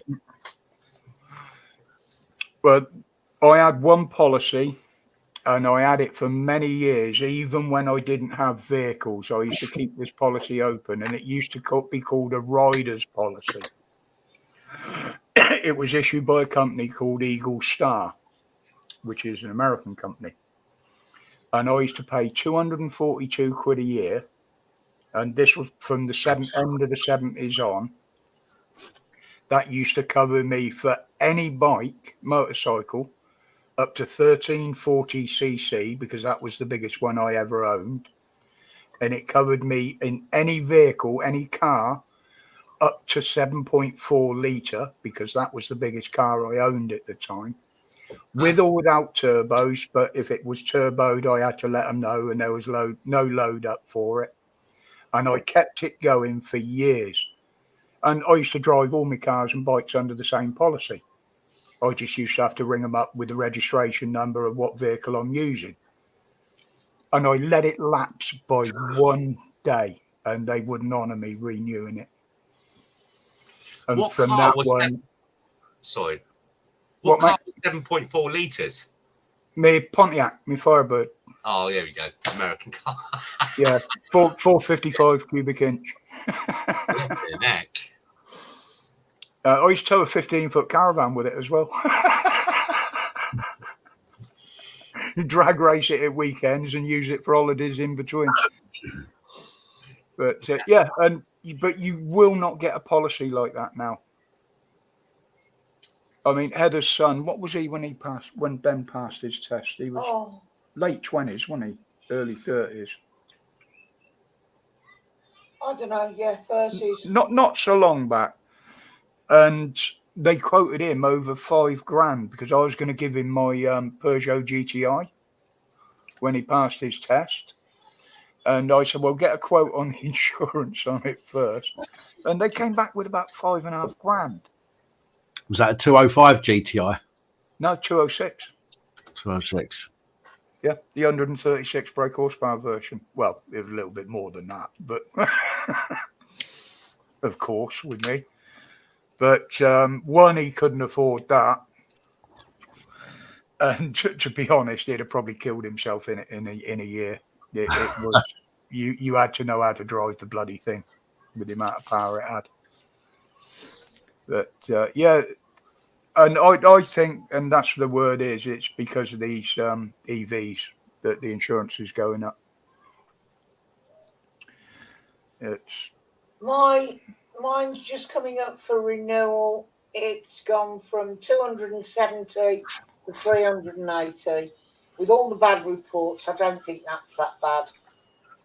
There's a tip when I was talking about this stuff on Talk Radio today. I don't know if you can remember this, but if you do, you go on online comparisons, do it. The premium time to do it is 23 days before, for some reason. To be honest, we still pay. It's under 300 quid, isn't it? What? We still pay under 300 quid. No, that's what I've just said, darling. It's got last year it was 270 something. Yeah. This year it's 380. Same Yeah. company, it's gone up by £110. And is that using my full no claims or your me? Yeah. Have you been on the comparison site yet, Heather? No, I've got to do it. Let's know how you get on. Yeah, because what we used to do, we had the two cars on the road, see? So what I used to do, one would insure one and have the other as a named driver, and vice versa on the other car. And then we were both covered for those, covered for the daughter's car as well. And the insurance broker actually said, it's cheaper to do it that way than insure both vehicles as you would in a multi plan or whatever. We had a multi-plan. Yeah, it was. Roger. Yes, mate. I've just opened Twitter and I'm looking at that video you were talking about the gate. Oh no, not you. Simon there talking about the guy that went into the co-op or something, just started filling a bag full of drinks. I'm just looking at that now. I'm not going to make. Look, what you can say is he's fresh from yard. I'm not going to, because I'm a racist. Actually, fuck it, because I'm a racist anyway. So yeah, it's strange how the guy's black, and the guy filming is also black, and then when the guy comes out of the shop and slaps the guy that works in the shop, and you got this black dude on camera laughing his ass off. I'm not being funny. I've always said, right. Look, the police are the public, and the public are the police, allegedly, right? But when we see something that's happening that's not right, we should intervene. I think we should protect our fellow countrymen, if you like, right? The people that live around us. We should protect them if they're in danger or being robbed or anything like that. The same as we should expect them to do the same to us. But it's not capturing video evidence doing something about it. Well, it is, but this guy was laughing about it. So this guy was clearly not there to catch evidence. He was there to TikTok it, imagine. Yeah, TikTok it. He was there to encourage it. Yeah. But in the shop, he's in a shop where there's going to be cameras all over the place, right? So you don't need to film it from outside the shop. This guy's outside the shop initially. You don't need to be filming it to capture evidence because the store will have evidence, cameras all over the place, right? It's not on camera. Somebody should have stopped that geezer from doing what he was doing. And he walked out and stood outside for a few minutes by the looks of things before he wandered off. And nobody done a thing. And people wonder why people are going out and doing this shit. It's because everybody goes, oh, I'm not getting involved in that. Oh, I'm too scared to get involved in that. We've got to stand up for each other, just as we would expect people to fucking help come to our aid if we were getting robbed or fucking beaten up or something. But what's the likelihood that he's got a knife on him in London? Yes, but look, right, I'm not being funny. I know. Right, I'm not being funny. Not everybody's going to have a knife on them, right? Number one, they're not all going to have a knife on them, right? Number two, right, he's gone into the shop. By the looks of it, he's walked out there with a bag with about 20, 30 bottles of booze in it, right? Brandy. He ain't going to be in a position to go pull out a knife and start waving it around. Ain't going to take much to put him on his ass with all that weight on his back. It's on. You know, he had a walk at one of his bags. Like a travel bag. With wheels on. Well, he put it over his shoulder at one point, but even so, he's got this fucking massive bag with like fuck knows how many bottles of drink in there. Ain't gonna take much to put him on his ass. Ain't being funny. I'm nowhere near as fit as I used to be, right? And but he's got his crew all there with him as well. How many are there? 5, 6. So I'm not being. No, but that's the problem, though. That's the problem. Would you want something if you're getting the shit kicked out of you by 4 or 5 people and you're on your own? Do you want everyone to stand around going, "Oh, God, I'm not going to go and help because I might get a broken nose"? That's different. This is shoplifting, and if I saw a woman getting hit or child, that's different. Yeah, that's a totally different thing. That's your natural.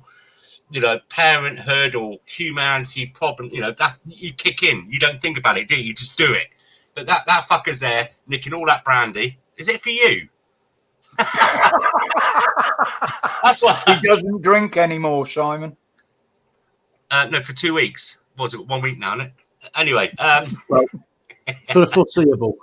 Go on. So, like I said, in that environment up there, it's that there's hardly any indigenous people. Desperado. Hardly indigenous. They go around in gangs. You see all the Twitter videos. You know what happens. Yeah. So, dear. And the thing is, back in the day, it was gangs of white lads. Now each gang is a different ethnicity. Yeah. Do you remember that guy about 6 weeks ago? I think it was.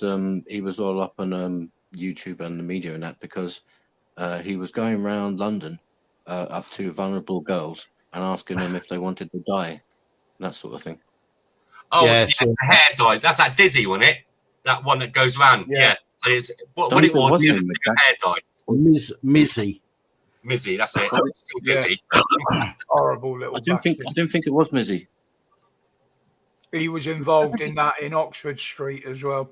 People are getting away with shit but they're getting away with it because they're not getting challenged. That's why they get empowered. They get empowered to do this shit because no fucker challenges them. Yeah. I mean, it was on Piers Morgan and he got a very easy time with it. What did Active do to get thrown off pet levels? The same with the little vet to get banned from the whole of fucking Kent. Why can't they do that with that little prick? No, you're not allowed anywhere near London. Fuck off. Well, you know why? Because stitch glitch then. So they tried the same thing yesterday down in Southend, and it was hordes of them. It looked like it just, I don't know, come off dinghies, all in one go, a whole month's worth. And they had to, and he was down there as well. But like I said, going back to that incident with the brandy being stolen, and if you do tackle him, and the police do turn up, all you've got to say is, "He called me an N-word," and you're fucked. They always pick that side, don't they? You've got to be very careful these days. Well, see again, people, you're finding excuses. You're finding excuses. I get what you're saying, right? And yeah, we've got to be careful, but you know, I don't. The problem that I see, a major problem that we've got is everybody is too fucking scared to stand up for the person next to them these days. Yeah. Yeah. Yeah, we're talking about brandy being stolen. A person's that's totally different, isn't it? That's totally different. Look, there must have been in that shop. There must have been at least 5, 6, 7 people in that shop. There must have been a few people walking past. If every one of them went up, confronted that bloke and grabbed him, he wouldn't have had a fucking chance. Right, get him on the floor, pin the cunt down, one on each arm, one on each leg, while somebody else calls the old bill. There's only But one white kid. They can't do anything until he actually attempts to leave the premises with it. Yeah, which he did. So if I was working at the shop, I'd have gone to the front door and waited. As soon as he stepped out that front door, he thought he was getting away with it. I'd have been on top of him. Yeah. There was actually some in America that did. They stopped him in the car park and took the trolleys off him. I mean, it's different in America because most of them have got fucking guns. Yeah. You know, so if you're trolley, fuck off.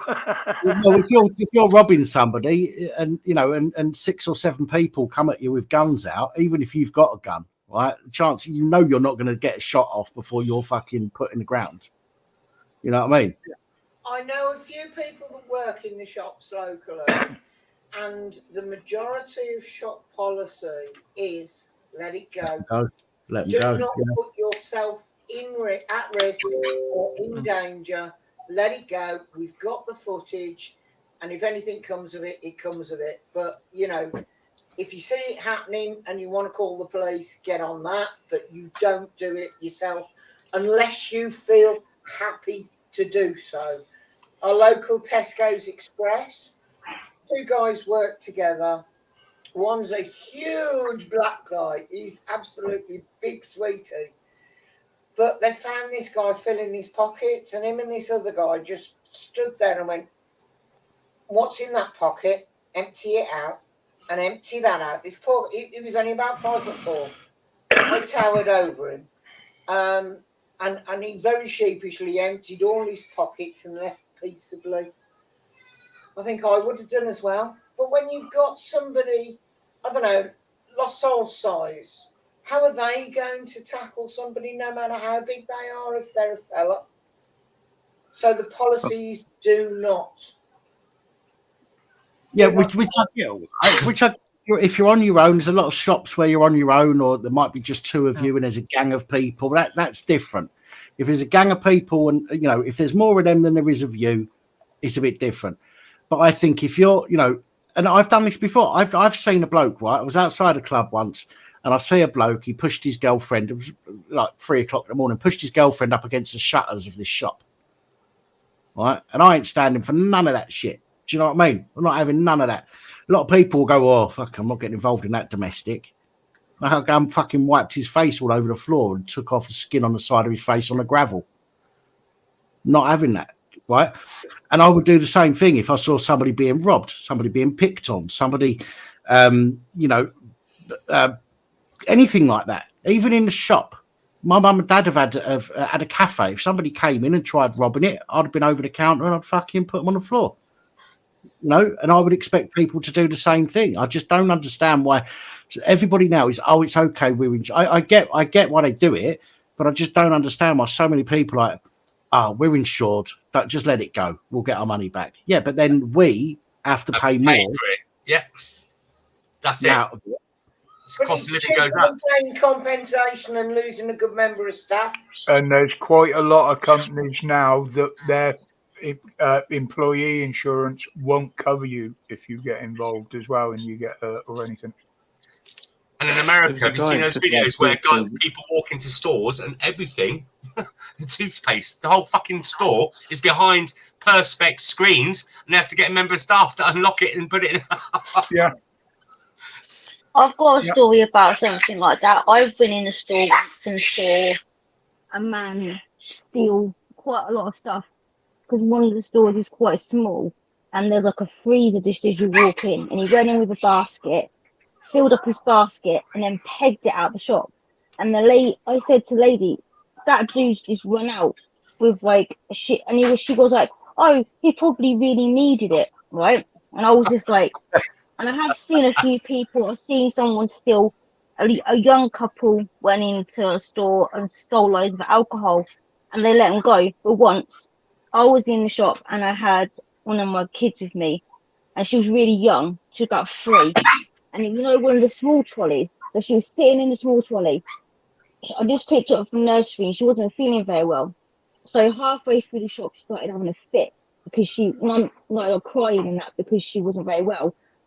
And so I tried to go around as quickly as I could, got everything I needed to get, went to check out, blah, blah, blah, blah. She was in the trolley, crying, you know, waving her little legs everywhere and whatever. And I was just like, oh my God. Went to leave the store. This great big security guard walked up to me and he goes, you haven't paid for some of your shopping. And I was like, oh my God.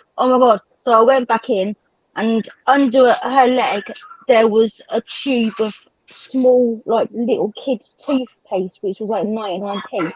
And I was like, oh shit, I'm really sorry. I'll pay for it. He's like, so you're prepared to pay for it then? And I was like, well, I've just paid for like £70 worth of food, so obviously I'm okay. I'm not trying to steal it. And he's like, so you're going to pay for it? And I was like, yeah. So he grabbed all this toothpaste and he started walking towards where a checkout was. And he shouted from far away from this person. She was trying to leave without paying for this, but now she's decided to pay for it. Walking through the store, everyone was looking at me, and I was just like, oh my God. But I have seen other people steal, legitimately stealing a lot of things, and they just like, I don't care. But I got treated like I was fucking the worst criminal in the world when I had this like 99p tube of kids' toothpaste, and also as well, years ago, when I was with somebody that was an arsehole, I said hello to somebody in a shop that walked past me. It was a man, and when we went outside, there's a path that goes up down the side of a shop. So he flags me up this path, starts screaming, shouting at me, pushing me around, and hitting me, whatever. And all these lads, there was about 5 or 6 lads walked past. They stopped and looked. He had his back to them while he was doing whatever he was doing to me, and they mouthed, "Are you okay?" Well, I shook my head, no. And he stood there for a bit more, looked at each other, and just went, "I'm sorry." Doing that. So, these kind of That's people fucking awful. sometimes do things, but then sometimes they don't. Oh yeah, it was horrible. He was saying he was going to burn the house down with me in it. He was going to do this. He was going to do that.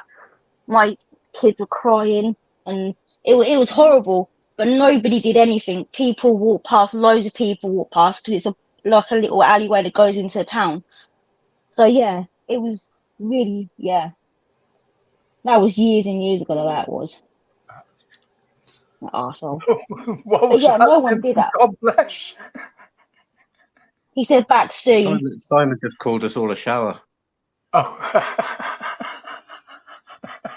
Come on, Si. After all It this wasn't time. up there long enough for me to focus on it, mate. I ain't got my new glasses yet. Yeah, it said back in 5 minutes, shower. Ah. Pardon me. We getting you all hot and sweaty, Simon. Well, I'm not hot and sweaty, although it looks like I've dribbled. But I'm gonna jump off. I've been awake since midnight, and I'm really struggling. Yeah, no worries, buddy. No worries. Good to see you, Dan. Good to see you, dude. Yeah, and you guys. Roger, I'll speak to you soon. Steve, Yep. Stitch, see you later. Bye. Bye, guys. Everyone, see you later, Heather. Everyone in the chat, take it easy, and I'll definitely be seeing you on Sunday, hopefully. Yeah. So Yep, see you Sunday. And I'm out of here. All right, mate. Take care. Take care, Dan. Later, man. And we'll replace him with Miss Cat. Good afternoon, Miss Cat. Good morning. Yeah, good afternoon. Good morning. Sorry, it's afternoon. I just woke up. It's afternoon. And I keep on missing Cap on yours. It's like we can't be in the same time on yours. Yeah, Hi, I Kat. started a bit later Hi. again this week to let some of the latecomers have a bit more time. Well, I'm the queen of latecomers, so. Yeah, it's that waking up bit first you have the problem with, isn't it? Well, yeah, I was up till 4:30 in the morning, so but I actually made myself get 8 hours sleep, so it's now. Yeah, me, Pat, Holly, and Tiff, we've all been suffering terribly with sleep patterns at the moment. Yeah. For various reasons, you know. Talking of that, did anyone see the Funky Prepper video where he was saying an awful lot of people over the last month or two have been talking about chronic fatigue? Yes. I Yeah, have. I did. See it. They've been having it. I think it was a 47% rise. It's friggin' 5G. It's It's 5G. EMF. It's got to be 5G. Yeah. I mean, Tinfoil hat on. It's got to be the EMF. me and Dan have got it, but we know what has caused ours. Have you seen the video on the crest growing with the Wi-Fi on or off? Yeah. What? No, there's a video on I think it was Facebook. A guy did an experiment because his sleep was all over the place and what have you. And what he started doing was turning his Wi-Fi off at night. Oh. So his Wi-Fi was off for the equal amount of hours that he had it on. Right. And what he did, he put a tray of like mushrooms in front of the Wi-Fi box, watercress in front of the Wi-Fi box. Yeah. And on the split screen, it showed how the ones with the Wi-Fi on didn't grow, and the time that they were off, they did grow. Wow. Love it. There was a program, I don't know if it was true or not. Sorry, what, Steve? Sorry, Miss W. I was saying that there was a fella on a video I saw. I don't know how true it was, but it seemed to be. It'd have been a hell of an effort to fake it. But this fella had to live, more or less go and live in an island or in a place where there was very, far away from what we call, civilized life, because he was that allergic to the magnetic waves from everything, the phones, all the things that he literally couldn't be. You had to go and live a solitary life. Yeah. The other one is particularly in America, ours do it, is the RF and the microwaves that are sent out by these smart meters, because they monitor other things in your house with pressure sensors, and that's all built into the unit. Right. Now, I did a video, it's quite some time back, about the dangers of them. And I gave all the legit data on what output levels are acceptable in different countries and what have you. And it was horrifying what these things can do. When we go on holiday, there is only the Wi-Fi for the cottages and the farm. That's all there is, 3 properties. And I sleep so much better than when I'm here, around where I can pick up the Wi-Fi from over the road and next door on my phone. The only reason I don't hack into it is I don't know the password. What did you say? Was this out in the country, you said? When we go on holiday, there's nothing around us apart from the farm and 2 cottages. So there's very little Wi-Fi, mobile data, shits, or anything like that, because there's only 3 properties. But here, I've got my direct neighbours either side, properties opposite, and when I do a Wi-Fi search, there's half a dozen comes up. Okay, I'd like to play devil's advocate, unless Stitch wants to add something first. Stitch is on mute, I think. Oh, okay. Okay, so I actually, I'm right into this conspiracy theory of the 5G. It explains so many things, but I'm just going to play devil's advocate for a second. I feel that it's possibly, if my problem is my age, my activity level, and the fact that you said you were in the country. Yes, there's hardly any signal out there. However, it also means you're out there getting more fresh air, right? And fresh air makes you tired, right? I don't disagree with you, Kat. There's Right. a lot of other things combined. But if we are affected by Wi-Fi, I'm affected in my home here by 6 at least sources of Wi-Fi. I live in a building, you know. I'm surrounded by I go to get my signal, but there's like another 12 on the list, right? Exactly. Yeah. It's getting away from it if you're surrounded by it. When the I'm addicted to it.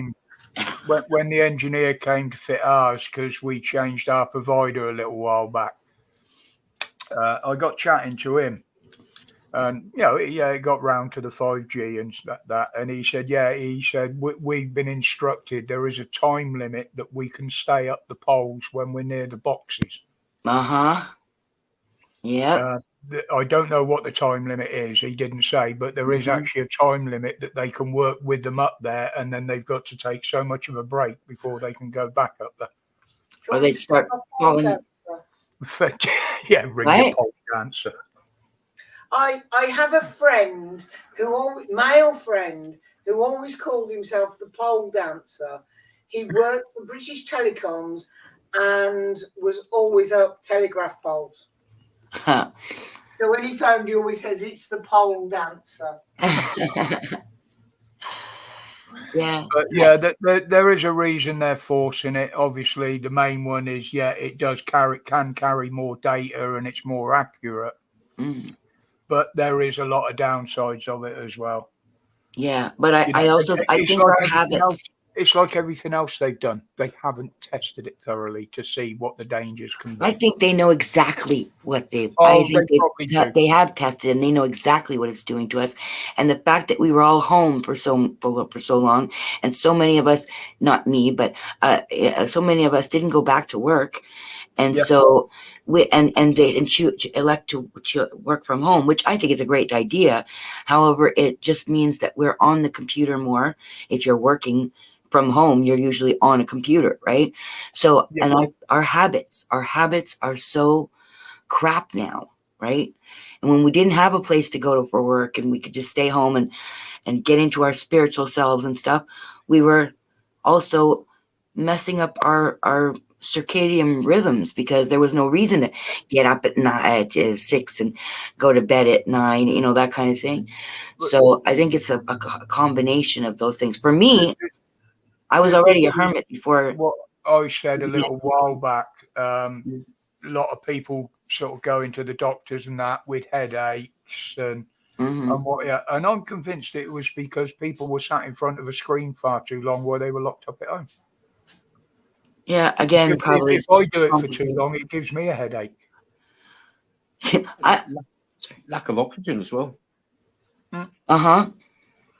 Well, when I'm on, I give everybody a bloody headache, but there you go. But yeah, lack of oxygen is also a valid. There's all these different sort of illnesses that are popping up now. Yeah, okay, a lot of people are playing on them because other people have come up with it and they've said, I don't have to work if I've got this, that, and the other. Right. But there's an awful lot of us that are genuine cases. Right. But, we get wiped off because of it. And then when someone says, it's been proved now that it's all a fake, those of us that with the genuine version, we get persecuted for being ill. Yeah. Nobody persecutes me about it, but I guess if you're working age, you would be. Yes, Missy. Sorry, I'm just reading the comments as well. It's worth a try, Missy. What? Several people have said it. What? She's on about turning her Wi-Fi off at night. I was just thinking about that. I've been naughty, and I should have done it. I've known that for a long time. I shouldn't have the Wi-Fi, and it's pretty much by my head when I'm sleeping, because my apartment's only just so big, right? So it's right there in the room with me in my living room, and it's only maybe 3 feet from my head, and it's going all night while I'm sleeping, or all day, depending on when I'm sleeping. So I really should turn it off. But, you know, I've got that FOMO thing, you know, where you fear of missing out.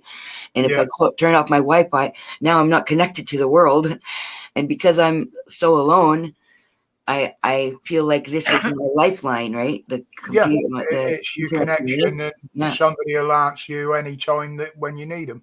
Yeah, even though I don't really talk to too many, I haven't really talked to people this week, but still, it's like it's there, right? It's my, I know it's there. People keeping an eye on what the activity on your channel is, see if you have come up. Yeah, but what I should do is turn off the Wi-Fi. My phone's already connected still, and it doesn't have to be connected to Wi-Fi. It's got its own little data. It's only like about 5 drops of Wi-Fi, or not Wi-Fi, a data in there, but still it's my connection to the world is my phone. It was there before I, you know, so I should just leave my phone on, put it away from my head, right? Because it also sits beside me, and turn off my Wi-Fi. I think that'll be my new project. Yeah, it's a good move. I mean, sorry, Steve. It's a good move, Kat. Thank you. I mean, I've got 2 phones here. One, which is just a cheap pay-as-you-go, and I use that for the channel only. Right. I don't do any YouTube on it or Discord or anything like that. All I get from that is alerts through emails.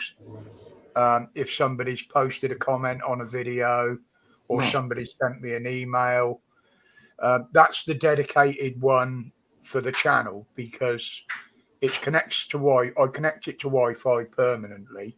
Right. Obviously to get the alerts if I'm outside or upstairs or whatever. The other one I've got, in fact, I have got to connect it up to the Wi-Fi soon. But the only time that gets connected to the Wi-Fi is for updates, because literally all that one is personal friends and close friends only. Right. And I don't use it for anything else, so it doesn't get all these advertisements coming through all the time and bloody pop-ups. And so I know if that one goes off, that one needs to be answered. This one I can ignore for a little while. Right. But the other one I have to answer straight away. Right. But it keeps them apart, and I don't take either of them. Once I turn my computer off and go to bed, my phones stay down here by the computer anyway. Right. Heather takes hers up simply because in emergencies, with the grandkids or anything, that the kids can get out of her, like, you know. Right. We cover 24-hour emergency. Whether it be babysitting or whatever. When you get this old, you kind of, it makes you feel better to know that you're connected to your family, just in case. I mean, in Pap's channel, I mean, a lot of us in there, we're connected personally and got personal contact numbers and that. Right. And it's again like I hate going back to it because it was horrible to watch when Pap collapsed. You know, obviously you can't say a lot in the chat about what's going on, but then straight away we've got the personal contact to find out. Look, you know, did we ring an ambulance for him? Right. You know, there's always that little safety net there within the community. Right. And it's a nice feeling to know that. I mean, I collapsed when I was on here. Luckily enough, I got out into the hallway before I went down. Why? What's the difference? Well, I just didn't want to do it on camera. I just felt a bit weird, and I was actually going out to get a drink, and I got as far as the kitchen door and went down like a sack of shit. I was having an episode, and I did it all on camera. I didn't care. I was like, okay, if I die, then my trolls will get to witness me dying, and other people who wonder what a heart attack is like, they can watch what that happens, and it's educational. About 5 days ago, Kat, when it was your stream and SG and Nudie were on it, but you'd been on for like 8 or 10 hours, and you'd just fallen asleep on the sofa, and I'd only just tuned in and seen you there, and you're just on the sofa. Something in the chat. Is Kat all right? You did it one night on Paps as well, didn't you? Yeah, that was after another marathon. I've been up. Yeah, you've been on for about 24 hours, 36 Oh, hours. longer than that. That time on PAPS, I did 42 hours, counting 13 hours backstage. I'd done 42 hours, and then I took, I think, about 3 hours sleep or something. I was like, I can't miss PAPS. I can't miss PAPS. And then I made it, and he did a long one too. I made it till almost the end, but then I fell asleep. And I thought it was really sweet that he kept me on. Like, just mute me. The calming effect of watching you lay there. Yeah, just mute me so you don't hear me snoring. That's all. I was legitimately worried, Kat. I had the screen zoomed up. I'm watching your mouth to see if you're breathing. Oh, and then you just went like this. Screen. You just kind of shifted like that, going, "Oh, she's alive. She's alive, or she's in some sort of fidgety coma." That's nice to know somebody cares. God bless is the only one who's got my deets. So if God bless doesn't know what's happening, then nobody's going to be able to call the ambulance or anything. But that's okay, because I don't want to go to the hospital. That's not where I want to die, with those people. Afternoon, Tony. See, I'd have been wound up on here by now and finished the stream, and there's still people dropping in. So staying on a bit later in the evening, that's working out. Absolutely. Hello. It's only dinner time for you. Another one of my American friends posting. But no, it's been a good afternoon. And evening as it is now. It's what the weather's going to be the weekend. They forecast us showers for here, but at the moment we got quite a clear sky, which is nice because I wanted to watch the bloody meteor shower tonight. But, is there? Yeah, it's August. It's a Perseid. Yeah, Perseids. Yeah. Yeah. Say it how you will. Sorry? Well, Say it how you will. Yeah. Oh. No, it was a couple of years back, and I never knew it, but Heather come out with something very strange. She said she'd never seen a shooting star. Oh. So I said, right, we'll look at when the next meteor shower's coming out, a decent one, rather than just standing there for hours looking for the odd stray one. Right. And on that one, it was the Perseids that she saw her first ever shooting star in the back garden a couple of years back. You're right. It's like you wait your whole lifetime for one, and then you get a whole shower. Yeah. I mean, we used to see some big ones when we were out on the boats in the water. Yeah. Horizon. But that same shower, I actually saw the biggest one I'd ever seen. Yeah. It came from right over the back of the houses in front of us in the garden out there. And it didn't disappear until it had gone over the crest and the ridge of our house.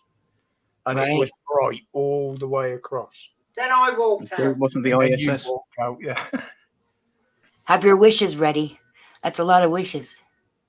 But, I've seen plenty since then. But yeah. I think part of it is where I live, because I'm surrounded by houses, there's not a lot of sky and there's a lot of light pollution. Yeah. I just didn't think I would see them. Mm-hmm. So never really went looking on the right day if I was looking up. Right. But since then,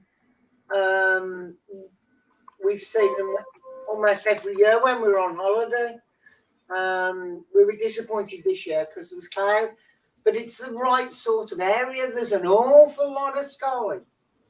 Well, a couple of years ago, it was down at City, wasn't it? Yeah. The first time I saw. Yeah, we've sat down. We quite often used to just go and sit down by the beach, just in the car, and just watch the stars, watch the sky, and it started to get cloudy. Right. And I'd stepped out to straighten my legs or something, and I said, "Step out, have a look up." No. And the clouds. No, you went, get out the car now. Get out the car now. the clouds. We were in a little bay, and it's only a couple 100 yards wide, and it had cliffs either side, and it was like the clouds had opened up, And you know when you can see all the multiple pictures, colours, spirals and that, when you can see the actual galaxy on its side, our own galaxy, that you can actually effectively see the Milky Way and black either side. It was like that, and it's the first time she's ever seen that. I've only ever seen that once, and I was down in Texas in the desert where there was no light. And that was the only time I had no idea how many stars there were. I really had no idea that there were. So I've always lived in the city. And when I was in the country, I never noticed that many stars. But when I was down in the desert in Texas, the whole sky was full of stars. And I could see what you just said about like being on an arm of the swirl, you know, and I was like, my God, this is unbelievable. And when we used to do it on the boat, what we used to do was go out, because you drop your nets or your pots and then leave them in for a few hours to soak, as we used to call it. And I used to just turn all the lights off. I shouldn't do, because I used to turn all the navigation lights off on the boat and everything. And I'd just lay on the engine cover and just lay there looking up for an hour. Sounds like the Titanic. Yeah, and it's once your eyes focus to the light and zoom in on the dark, it's amazing what you can see out there. I'd like to know how the universe gets its hands on the Farmer's Almanac and knows that it's the day for showering the humans with the meteors. How do they know that on August 11th is the day that we're gonna do our show, right? Like, I've got the evidence. Shouldn't it be random? It's the arachnids from Clondafnu that are kicking them this way every year. Some will know what that is reference to, and some won't. I'm just making it up in my head what you're talking about, but no, it's a series of sci-fi films that we're on. Oh. Do you want to know more? But shouldn't it be random? I mean, is it like a big gang of meteors that just travels around the earth and goes, okay, this is the day we do our ride? Talking meteors. You have been up a while. It's a certain area of space that we get to in August where these things are common. And then by September, we've moved out of that area. And that's why it repeats year after year after year on a basic level. It's called the Van Allen belt, I think it is. Something like that. So, sorry she keeps jumping in over there, Steve. It's literally because I can see when you're going to talk, because I know you lean forward to the mic. But she can't see that from up there because I've only got a little screen up on that side. It's no big deal. She's not being rude or nothing. Sorry, Steve. You know I don't mean to. That's all right. It's my timing. It's absolutely awful. I can't start talking just except for a half a millisecond after someone's already started talking. It's a curse. No, it's just our timing is in sync, and I'm louder than you are. No, but you get used to people like that. Like, I know when you're waiting to speak, you do lean forward to the mic. Stitch, she slow talks, she's very quiet, and sometimes she has trouble getting the words out. So, you know, when you listening to her, you allow for that, and you get to know everybody's little affectations. Yeah. Yeah. Quirks, that's it. That's the word I was looking for. I grew up in a house full of guys, and there was always, loud talking and passionate conversations and stuff. So I got used to you just got to be the loudest so you can get across. Well, she's been the matriarch of the family for a lot of years, and believe me, she can make herself heard. I mean, even to singing in a gig when the microphone breaks down, it don't make any bloody difference. Oh, he's back. Yeah, he's holding up a dirty note. Well, I hope it is. I'm clean. Yeah, okay. Have you got your bell? Is that Simon? Yeah. Are you naked behind that sign? Corn bomb, Jeff. Hiya, girls. Cat. You're looking a bit thin there. Sorry. Oh, that's good. It's nice to have a hot, steamy shower.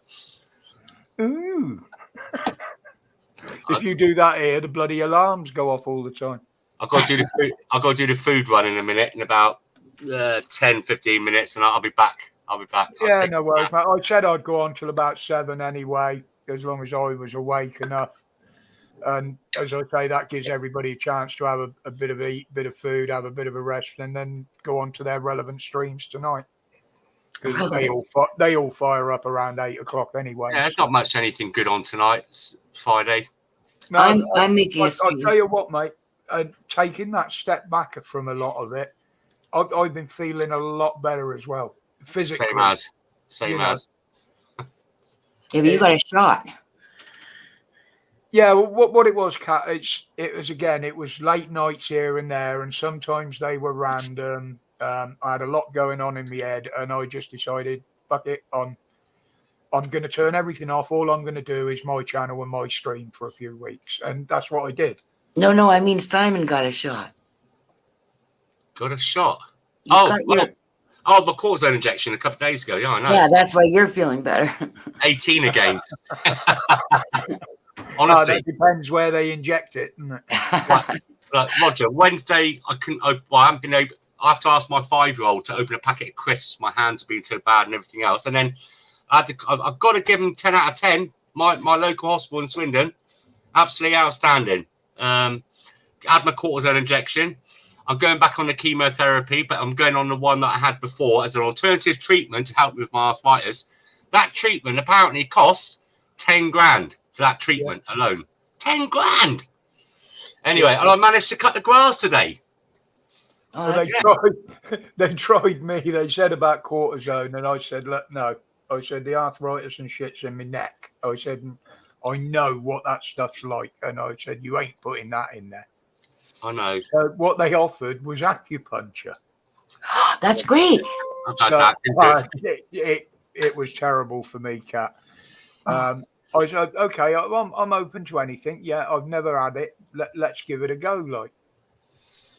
Within 5 minutes of her stabbing me with all these bloody needles here, there, and everywhere, I just started feeling sick all the time, and I was feeling that for 2 days afterwards as well. Yeah, but could that maybe be a way of cleaning your body, like when you're? I'm not feeling like that. Is that what gave you Heather the idea to get one of those little dolls of you? I had one when he was going for his acupuncture. Honestly, it made me feel so ill. I would love to try acupuncture. I can't be doing with that anymore. I would love to try acupuncture, but our health system doesn't allow anything except pharmaceutical solutions.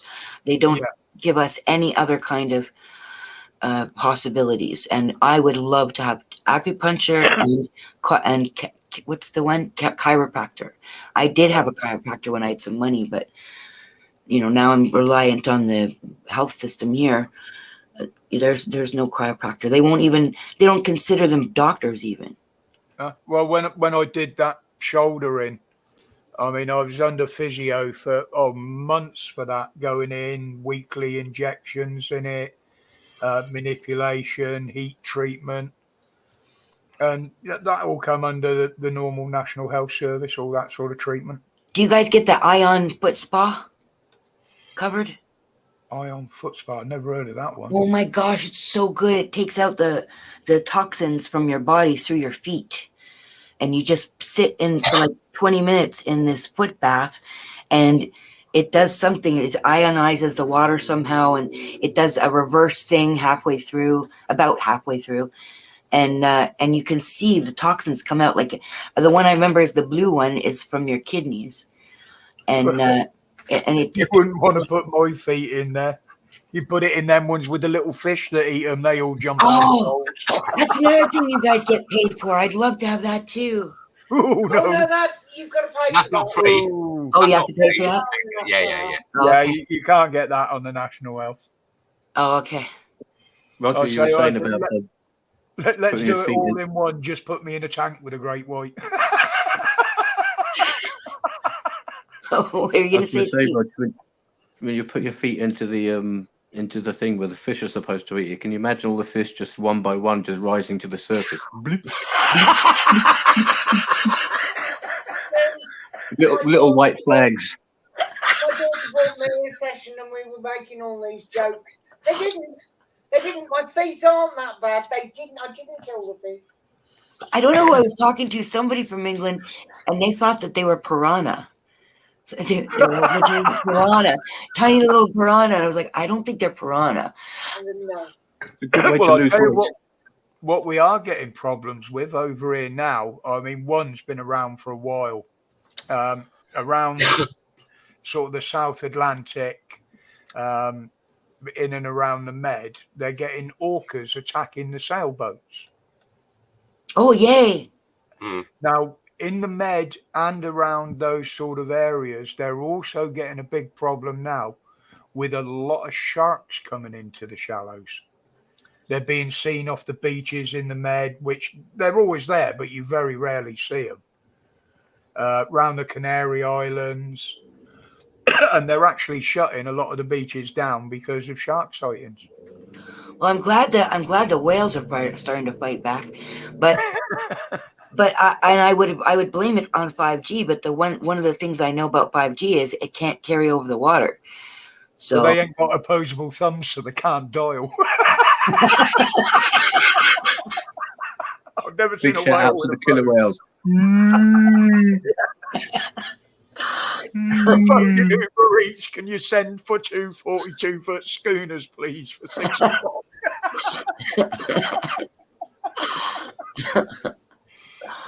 Oh my God, I gotta go and get a drink. Heather's turn. I'm not even coming over there because the moment I move, it makes him go faster. Oh. Funny enough, we can hear you from here, Miss W. Oh, I know you can hear me. And I do have a tendency to shout from here. And I know it's not necessary. Closed mouths like don't get feed. When I've got a point to be made, I like to be heard. But it's good to see everybody well and fit and healthy. Really? As much as everybody is able to achieve. Because like Roger said earlier, we can't make a good one between us. Can't make a good what? Person. Oh. We've got something wrong with us, Kat. Yeah, I know. Me too. I just don't talk about it. All the good bits that we've got left, you can probably end up with something similar to Frankenstein's monster. I have a lot of Yeah, Holly says there we're all broken. I have a lot of health problems, but I just don't say it out loud. I don't want to perpetuate it or, make negative energy. So I don't talk about a lot of times that I hear, except for strokes. When strokes come up, sometimes I'll talk about that part. But otherwise, some people like to keep their private life private. Well, no, actually, it's not because I'm private. I just feel like if I talk about it, then I'm dwelling on it and I'm in that energy, and I don't want to be in that energy. I want to be in the fun energy and stuff. So I don't want to perpetuate all the, but it's, right now my dog is having a lot of problems, and it's been very, very depressing right now all week. I just didn't want to miss yours. So, but it's been hell here this week. Yeah, someone laid on the floor down here. What, you? Yes. You're depressing, aren't you? Yeah. None of us like it when an animal isn't well because it's so much harder to understand what's going on. Yeah, and I don't have the money. Like if it was a child, I could take the child to the doctor, but there's no coverage for pets. There's no help. And for me, I'm always in this middle bit. If I was a young person or if I was over 65, I would have more help. But because I'm in this purgatory age, there's really no help. Limbo. And vet bills here can be very expensive, and even the insurance can be quite expensive now. Oh, I went yesterday. I finally. I mean, I'm going to get in trouble. My dog. If somebody saw my dog, they would call on me. They would think that I don't care about my dog. I was going to Sorry, Kat, is there no sort of we've got the PDSA, I know the Americans have charity. got the dog pounds and whatever. And they sort of turn around to people and say, you could have said something, would have helped you. There's a foundation that I found out about yesterday that will help people in my position on disability and under a certain income. However, you have to already have a vet, and that vet has to recommend you for the help. And I was calling around because I don't have a vet. So I can't get the help right from the foundation. There's no way for me to even contact them. It has to be through the vet. So, well, we've got the two major ones here is the PDSA, and obviously the bigger one is the RSPCA. mm-hmm. Now, what they do is you have to register your animal with them, right, before they'll see it. They don't do it always for free. But if you're on like benefits, low income, age, whatever, they do it. All the treatment is a greatly reduced rate. If it was your neighbour, who would you report them to? To their animal welfare. Animal control over there. Animal welfare, they call it. Yeah. So try giving animal welfare a ring. And I did. I called. I wanted say? to know what would happen, and they couldn't answer me. The only thing that they could answer me for is if I had a complaint about somebody's animal, then they'd take it down. But they couldn't tell me about what the procedures were or nothing. And I called to a place called Scratch Pay, where they will pay your bill and then you have to pay them off in installments. And I didn't even qualify because I guess they thought I wouldn't be able to pay it back in time. Yeah.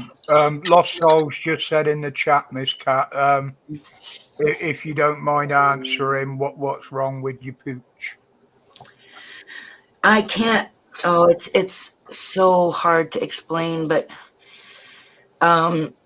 right now it's because he's so matted and I couldn't get him. I can't.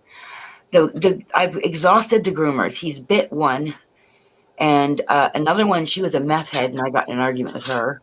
And then the last one, she wanted my dog to be in show dog condition, and so she wanted me to bring him every 3 months, and I couldn't bring him every 3 months. I don't have that kind of money, and so I brought him in after 6 months. And she was so disgusted that she wanted to phone the OSPCA on me. She said, if you love those animals, you'd give them away. And the smaller one, I don't have any problem with because he doesn't try to bite me. But the bigger one, he won't let me do anything with him. So I can't tend to him properly. I can feed him, I can love him, but I can't do anything with his fur or with his body or anything, or he threatens me or he'll bite me.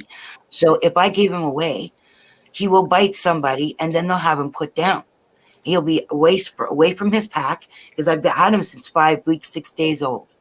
So I've had him all his life, and he's going to turn 10 in November. So, and when Theo died, it was just me and the 2 dogs. And for me to give them away, they would lose us. That will depress them. And they need to stay together. And who knows if they would stay together, like if they would adopt them out separately. And if Frodo will end up biting someone and they'll have him put down. So I love them, but I'm stuck with them too. I can't just give them away. So now I can't afford. So she scared the shit out of me. And now I've run out of, I went to the church yesterday. I called and asked the church guy that brings me my food for the food bank. I asked him if he would find me a vet, and it'd be like the mafia, somebody gets shot, but you don't want to take them to the hospital. So you got to get like under the table kind of thing, find a doctor that'll take care of him. So I asked him if he could find me a groomer like that, if he knew one. So he's taken that for me, that project on for me. He's going to call me next few days. And that's really I called the OSPCA and they would not, they couldn't. Sorry, not they wouldn't. They couldn't help me because they've taken away their authority or anything like that. So the only thing they do is take in strays now. So it's only the animal welfare people. So I was calling around. I called vets. It's just way too expensive. There's no way I have that kind of money. I'm willing to be spend my worth a birthday money. search to see if you've got any groomers in your area that will and advertise that they will take on problem dogs. No, there. I believe me, there's not. And the other one that I know of that exists, two that exist. They'll only take them if they have the shots, and mine don't have the shots. They have the shots from when they were little, but I did a lot of research and found that the last thing I want to be doing is keep on vaccinating a dog. Now, rabies, okay, but I just don't have the money for the rabies one. It's $183 with the rabies shot, and that's just for one. It sounds like you need to get something sorted for the dog's own good. Oh yeah. What do you mean? Well, if it's that bad, the dog's just going to get ill. Well, I know, and he didn't. He's not pooing properly, and that's the reason why this has become a problem. So, and I have to take him out in the middle of the night so nobody can see him, so nobody calls on me. Yeah, So, see, Holly used to have a lot to do with dogs, and she's saying there, oh, you've got to have them vaccinated before they're groomed. You don't get that over here. Oh, yeah. There are most of them, if they've got a snappy dog or a dog that is prone to biting, they will muzzle them while they groom them. Yeah, that would be a good idea, is to muzzle him, but I can't even get a muzzle on him because he won't let me get the muzzle on him. But see, the problem with me is I'm too scared.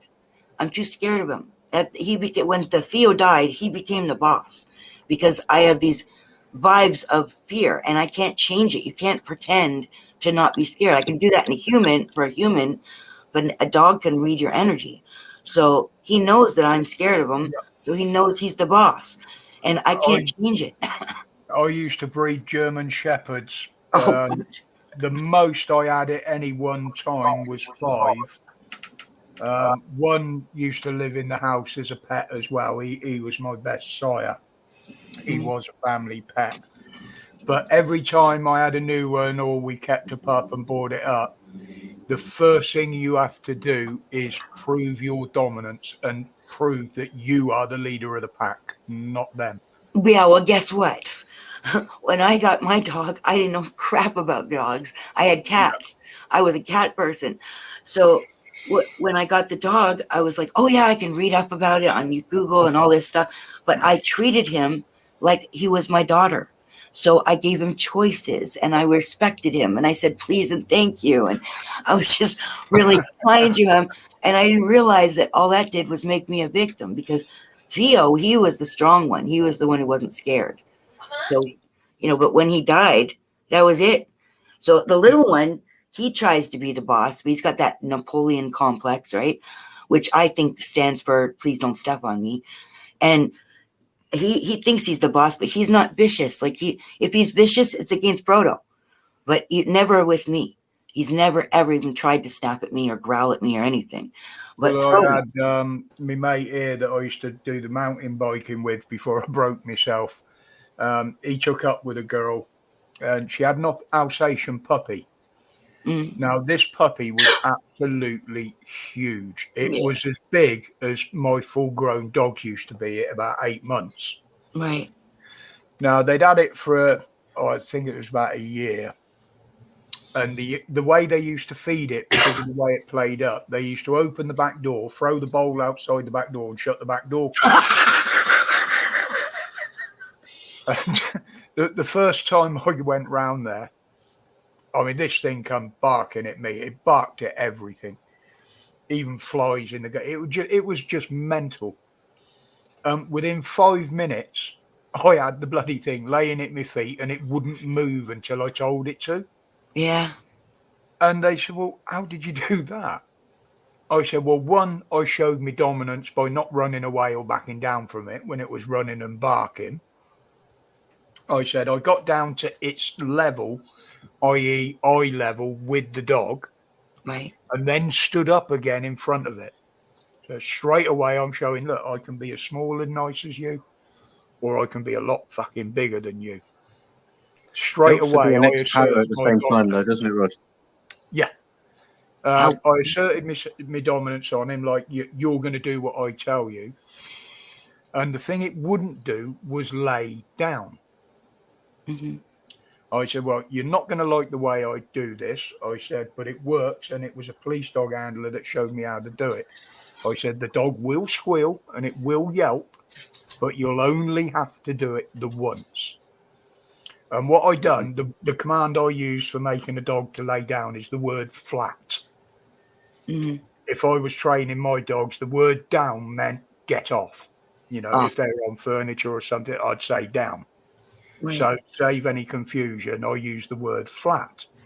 Right. And what I did, I just put my foot on the choke chain, shouted the word flat at it, and I literally just slammed its head into the floor. Shit. I kept my foot on the chain for about 10 seconds while it started yelping, and then it calmed down. I just gradually eased the pressure off. It went to stand back up, and I just looked at it and said flat, and it dropped straight back down to where it was. And it even does it for the owner now. Well, I've done that thing. I'll be back soon, guys. I've got to go grab the food. All right, mate. Cheers Bye, for dropping Simon. by, buddy. I might be having a 420 moment later, Lebanon. Yeah, I I'm a bit probably will scared. when I come off of No, I haven't done it since '94, mate. Really? So I'm a little bit scared. Leave the camera on so we can watch the whitey. yeah, I know. That's exactly what's going to happen. What I'm worried about. And you'd be able to watch me getting robbed. All the girls would be in here, be walking out here with suitcases, carrier bags, and removal trucks, robbing me. Right, I'll catch up with you later, Kat. Catch up with the rest of you guys. I'm having a live later. I'm having And a I'll see you live soon. later. I'll be about 45 minutes. Simon, I'm having a live date later. Oh, are you? Right, well, I'll be back. I'll be back in about 45 minutes and we'll have a chat. Right, see you in a minute, guys. Have a good weekend. Bye-bye. Bye-bye. Bye, Heather. Love you. Do you know what, Roger? Talking about training the animals and that, I saw this video. It was this fella down south of America, not South America, but southern US states, and he had this ranch with they were like massive bison bull sort of things. They were the most huge sort of energetic, aggressive, massive looking things, and one in particular, it was a new one, was had his horns sort of trying to take up the fence sort of thing. And obviously the fence was well kept down, but you could see the power of this thing.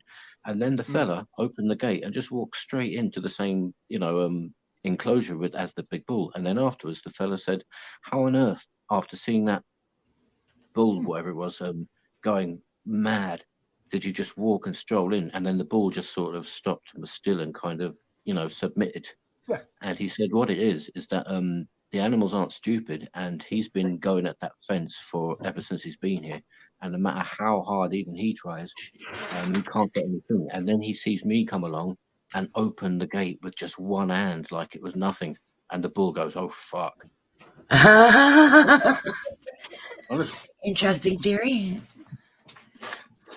Yeah, I mean, there's lots of. I've never tried it myself, although I've been told it does work.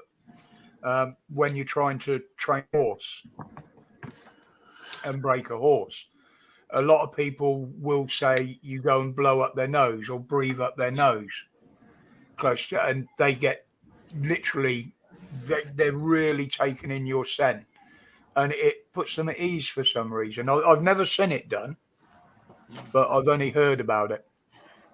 Well, I saw on Little House on the Prairie, they had a native boy take a horse and that was uncontrollable, and he rode it into the river, and then I believe that because the horse was having trouble walking through the river, it had to eventually calm down. Yep. And that's how they broke the horse. And during the winter, the Native Americans used to do it in muddy fields for the same reason. The horse can't buck and jump and move around. Right. I saw one as Sorry well about the where traffic. the guy was breaking a horse, and he had bells, really loud clanging bells, and he said what happens is the horse cannot stand the noise of these bells. It puts him into a right fright. So he keeps on walking around the horse, and the horse is like avoiding him, trying to get away. And what he does, he clangs the bell all the time, except when the horse looks straight at him. And then the horse learns if he wants the clanging to stop, he looks straight at the owner, and now the owner's got his attention, and it works from there. Yeah. Cool. Yeah, Pavlov's dog. Pavlov's the way, as Tiff's saying in there, I mean, the way they do it over here is the long leash and what they call the long rein, and just gradually ease them into having the saddle and what have you. Whereas over there with tradition, it was rope. There was no saddle, rope it up, get on until the horse gives up. Or Right. in most cases, ponies, because they weren't horses. But yeah, I thought ponies were baby horses. Horses were for adults and ponies were for kids. That's one of the big fallacies with westerns. They always call them horses, and they weren't. Most of them were actually ponies. Oh. Well, can we please change the subject, because I really am trying not to cry. So I found a new diet I'm going to try. And I haven't tried to lose weight for a couple of decades. I just sort of gave up. I thought, I don't give a shit. I love myself enough to not care about whether I'm fat or not. But I do care about my health more nowadays. So I found this bone broth diet. And so it doesn't say don't eat anything else. I just saw this video with this lady saying about bone broth. And so I cooked some chicken bones for the last 12 hours. And now I'm going to strain the bones out, and I'm going to put in some vegetables. I found some yellow zucchini that was, you go to that place in the store where they've got the vegetables that are about to rot. So they lower the prices, right? So I got some yellow zucchini and some green onions. That's Heather's favorite part of the store. Oh, yeah. And then I got some spinach that wasn't on sale. And I'm going to put that in, and I'm going to boil it a little bit more with the broth. And then that will be, like, I don't know if it's a meal, but something I'm going to take in. It's got collagen from the bones and vitamins and all kinds of stuff. So I'm going to see if that does help me drop some weight, but at least it'll give me some vitamins I really desperately need. So Pap's doing the same. He's trying some new diets at the moment. Really? Yeah. The biggest one that we might have an issue with, well, he says he don't have a problem with it, but is keeping him off the drink. Oh, yeah. That's a lot of sugar. We've got to get him in the mindset for it, because he's one of these. He said he'll do it, but he said he will fail. So he's got the wrong mindset going into it to start with. Yeah. But he only drinks once a week, though, right? Good on him. It can only improve his health, He only drinks once a week, though, he said now, right? Yeah, but a bottle of brandy a time ain't going to do you a lot of good now, is it?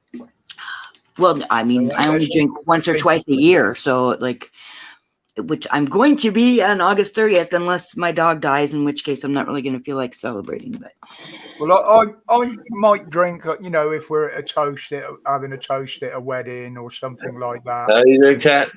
All right, mate. Yeah, I'm here. I'm here. I was drunk earlier. I was too drunk earlier, and I was interrupting with people, and so I apologise. Sorry, Murph. You're talking over people again, mate. I'm not putting up with it. Sorry. Yeah, I mean, coming back from mountain biking after a hot sunny day, I'd stop and have a shandy with the lads. That was it, a lager shandy or something. Right. But as a rule, I don't drink at all. Right. And I haven't done for many years now. I just know I've got an addictive personality, and I already knew before it was time to be at the age of being an alcoholic that I didn't want to be an alcoholic. So I just didn't. Yeah. I mean, I love myself. When I am the greatest person when I'm drunk. Seriously, I'm absolutely. My problem is that I've got to stick up my ass, and I am care too much about what other people think. And when I'm drunk, all that disappears. The stick comes right out of my ass, and I don't care what other people think. And I'm great. People love me when I'm drunk. So I've got all the reasons in the world to be a drunk. However, I don't want to be drunk. So I was lucky to, same thing with the hard drugs and stuff like that. I just have to stay away and don't get addicted. But I'm already addicted to cigarettes, the internet, and French fries. You know what, Kat? Every time you get sober, how does the stick get back up there? That's what I want to know. I don't know. It just it's like a magnet, I guess. It depends on the angle of the descent.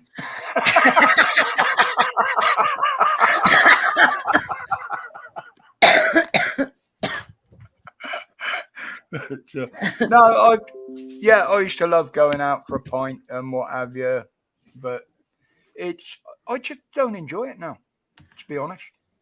Well, I don't like drinking. I just like being drunk. Yeah. That's why I do shots, because I don't like sitting there sipping a drink. I say I miss it. I missed it for a few weeks because Right. it was a different routine. But after that, I'm like, no, I can't be asked. At my own brother's wedding, at Blenheim Palace of all places, I sat there and drank Coke all night while it was a free bar. Right. Watching everybody get wrecked around me instead of including my brother. I hate the taste of it. It's gross. But I learned how. See, it's only been the last few years that I learned how to get drunk, because I would just down it, drink until I felt drunk, and I was like, yay, and then I throw up. So that was no fun. Yeah. And I had to quit tequila, because tequila is bad going down, but it's even worse coming back up. So now I do fire starter, not fire starter. Well, that's why I used to drink bourbon, because it actually tastes nice both ways. Which one? Bourbon? JD. I can't stand any alcohol. Every alcohol just tastes like poison. JD used to be my tipple. I mean, we'd go in the pub, we'd drink 3 or 4 pints, and we'd do a bottle of JD. Yeah, I would think that bleach would taste the same way. It's just like poison, and beer's like piss. I'd lost, unfortunately, a couple of good friends as well through alcohol. Literally because of the amount they drank, and I saw what it did to them. When I decided, no, I've had enough, that was enough incentive for me to stop. Yeah. It weren't financial, it weren't health-wise, but it would have been a problem health-wise. Yeah. Eventually, with the amount that I used to drink. Yeah. We have so many examples around us of why we don't want to do some certain things, right? I mean, I've done crack before and enjoyed the hell out of it. It was my favorite one. But I did it like once every 2-3 years. And like I said one time, I had told people on the internet, because I'm transparent. I mean, I have no problem saying what I feel or what I do, right? So I said about the crack, and I said I just do it once in a blue moon. So now these bullies that, they had heard me say this, they started saying I was a crackhead and all this stuff. And I had said that I do it once in a blue moon. So one of them looked it up, and I didn't know how often a blue moon happens. And I actually am a little bit confused, because I think there's 13 moons every year. So that means there's at least one blue moon a year. But he looked it up, and it said every 2.5 to 3 years. And I went, my God, like, you say that saying so often, but you don't actually mean it, right? But it actually worked out with the math. It was like every 2.5 to 3 years. So, and then this all happened like within the last year, this teasing. And this year, my birthday is on a blue moon. It's on August 30th, which is the second moon of the month. There's 2 moons this month, and it's a super moon. But because of my heart condition, and plus, I could probably find the money if I wanted to, but I can't do that anymore, because I don't want to die. Like, it's not worth dying. So I'm not going to do that. So, but people can't understand that I wasn't addicted, because most people who do that, they get addicted, right? But because I'm more afraid of being addicted, I don't get addicted to it, right? Well, I admitted, and I've said it openly in public before, there was a stage in my life where I was doing cocaine. Right. Literally because it was to keep me going, because I was running 2-3 jobs, and I was getting like 2-3 hours sleep, and then back out doing another full shift with 3 different jobs. Right. And it kept me going. Right. But then it got to the point where on the days that I was having off, and I was still doing the same amount, and the amounts were getting bigger because I just couldn't function without it. Right. And it was at that point I decided no, and I started selling it as well. So I'm selling to feed my own habit, to keep myself going at work, and spend the money I earn at work back on the bloody stuff again. Right. So I just said there and then, I said, that's it. I'm done with the shit.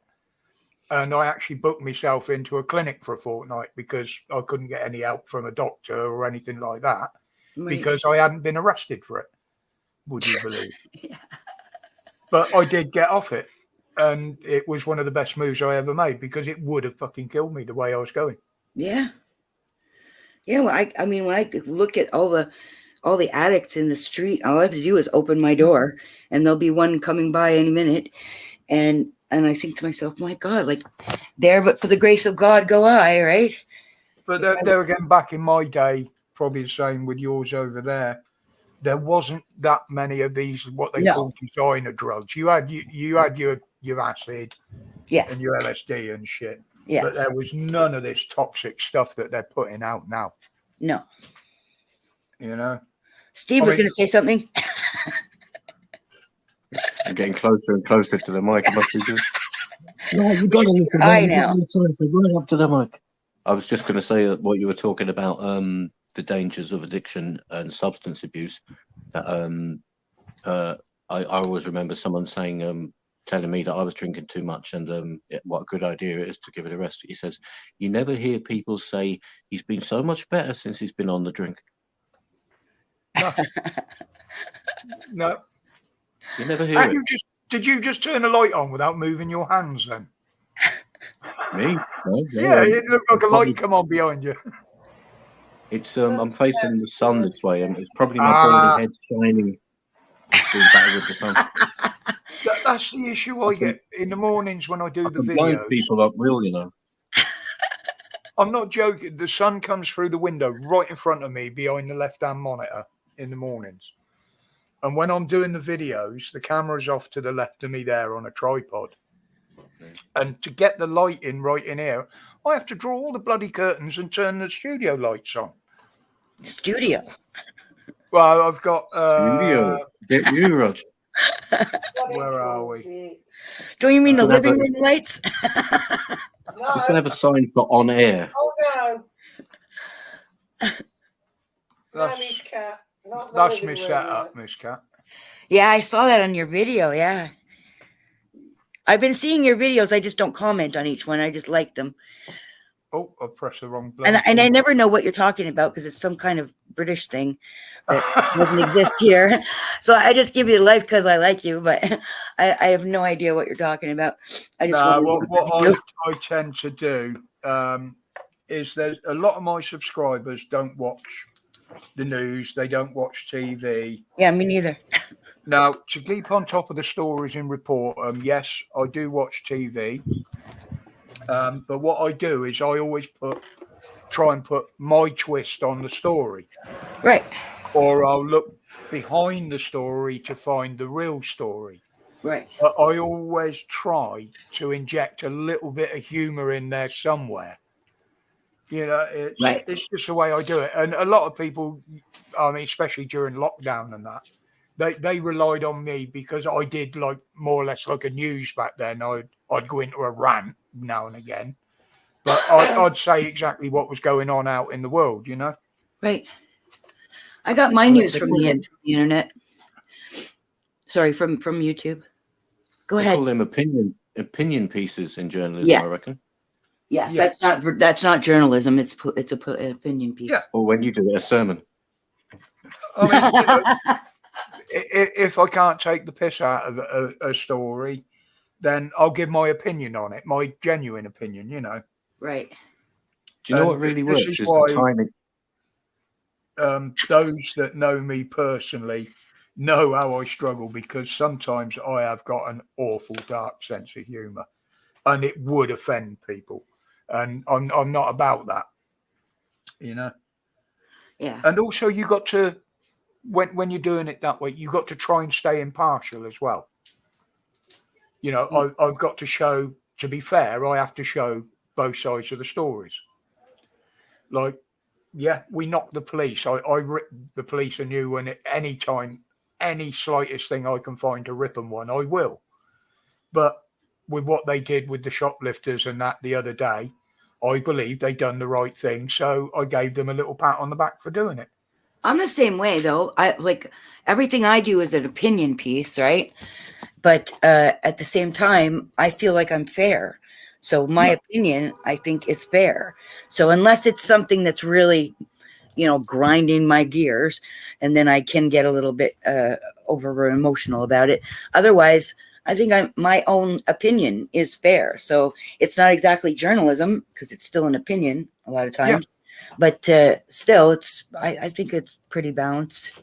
Well, that's why I like to do these lives of mine. You know, I'm not looking at doing 5-6 hour lives like a lot of people do. Oh, I no. don't have a big audience, simply because I don't really want a huge audience. But on the streams, I can give my opinion. Right. You know, I can discuss it, I can debate it. Whereas in the videos, it's just a quick talk about each subject, you know? Well, the thing I'm going to do today, I really don't feel like doing a live. But in fact, all of my lives lately, I don't feel like doing them. But then once I get into them, I don't even want to stop. But I there's a point I want to get across. Today is a special day, this date. So that means I have to do it today, or I feel I have to do it today. But I'm going to end up opening the panel up later on. But I'm going to make my point first. So it's going to be like one of your videos and then extended for if anybody wants to come live, talk about the topic. Yeah. It's, I mean, I'm open enough. I mean, some weeks I have turned round in a video on a Wednesday or a Thursday, and I'm just like, I'm not up to a live this week. It's not in me. I don't feel it, you know, and I don't do them. Me neither. And then I end up going 42 hours. Yeah. That would absolutely. I wouldn't have enough StreamYard time. Oh no, I have to get a different one. I have to make a new StreamYard in the middle of it. I think the longest one I done was one of Pap's, and we were on there. Holly might put me right, or Tiff on this. I think I was there for about 11 hours. And we'd been up late the previous night on somebody else's as well. Right. And I was just wiped. I couldn't keep my eyes open. I was literally, people were asking if I was all right, because I'm just like zombied. But I tend now, if that's what I said today, although, it's getting near my cut-off time now anyway of 7. But I said I will go on to about 7 unless I start feeling tired first. Right. At which point I'd say, the grey's starting to appear and I'm out of focus. And to me, that's the time to give it up before I start having bigger problems by carrying on. I was hallucinating on that 42-hour one. I was hallucinating. I was seeing things on the screen, like things were like I was seeing other videos. It was like I could see people moving and stuff like that on the screen right in the panel. Depending on how much medication I smoke, I can do it in a 3-hour session. I don't need it. Yeah, it doesn't help when you're smoking pot and you're tired. No. I don't find pot to be hallucinogenic though, but staying up for a couple days, that is hallucinogenic. Oh, and if anybody's interested, they have changed the law slightly on it over here now as well. What, pot? Yeah.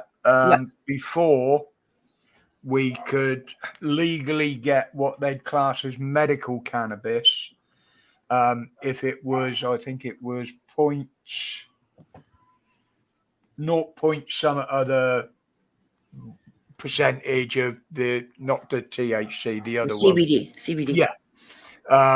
To be classed as illegal medical cannabis. Right. But they've actually put that level up now. The level of CBD? Yeah. Well, CBD doesn't get you high. CBD is actually like... Yeah, it's one of the two that they've actually put... THC. What they're doing is they're making it a little bit easier for supplies of the proper stuff for medical use coming in.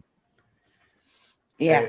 I don't think we're going to see them make it actually legal to smoke and that. Oh, no. Hey, it all happened like that here. It just happens in increments because really it's not the potheads that they're trying to satisfy. Eventually it's going to be legal, I'm sure, or decriminalized or whatever you call it. But it's all those people who have to stick up their butt about it, right? They have to gradually get them to accept it by going a little bit further and a little bit further. And then eventually, I don't know if you'll live to see it happen in England, but I'm sure eventually. I mean, they are making hard drugs. They've got a bill here in Canada. I'm not paying attention, but I'm hearing about it, to make hard drugs legal. So that means that the government will be selling meth. That's ridiculous. Absolutely. But see, I'm in two camps about it. In one way, I feel like you should be able to kill yourself by any poison you choose. So if you want to do whatever, I don't think that anybody really should have any dominion over your choices. At the same time, this is going to seem like it's not the topic, but it is. When I would see Arabic girls come from, I say or girls, but family would come from overseas and they'd come here, and everything was more liberal here, and girls were allowed to wear makeup. Like I wasn't allowed to wear makeup until I was like 16, and that was only because my mom had to get involved and tell my dad, like, you can't stop her. She's going to school and doing it in the bathroom and then wiping it off before she comes home, which one day I forgot to do that, and my dad was saying, "What's that on your face?" So but then the girls would come over here and they would get their freedom, and it was too much freedom at once, from having no freedom to having lots of freedom.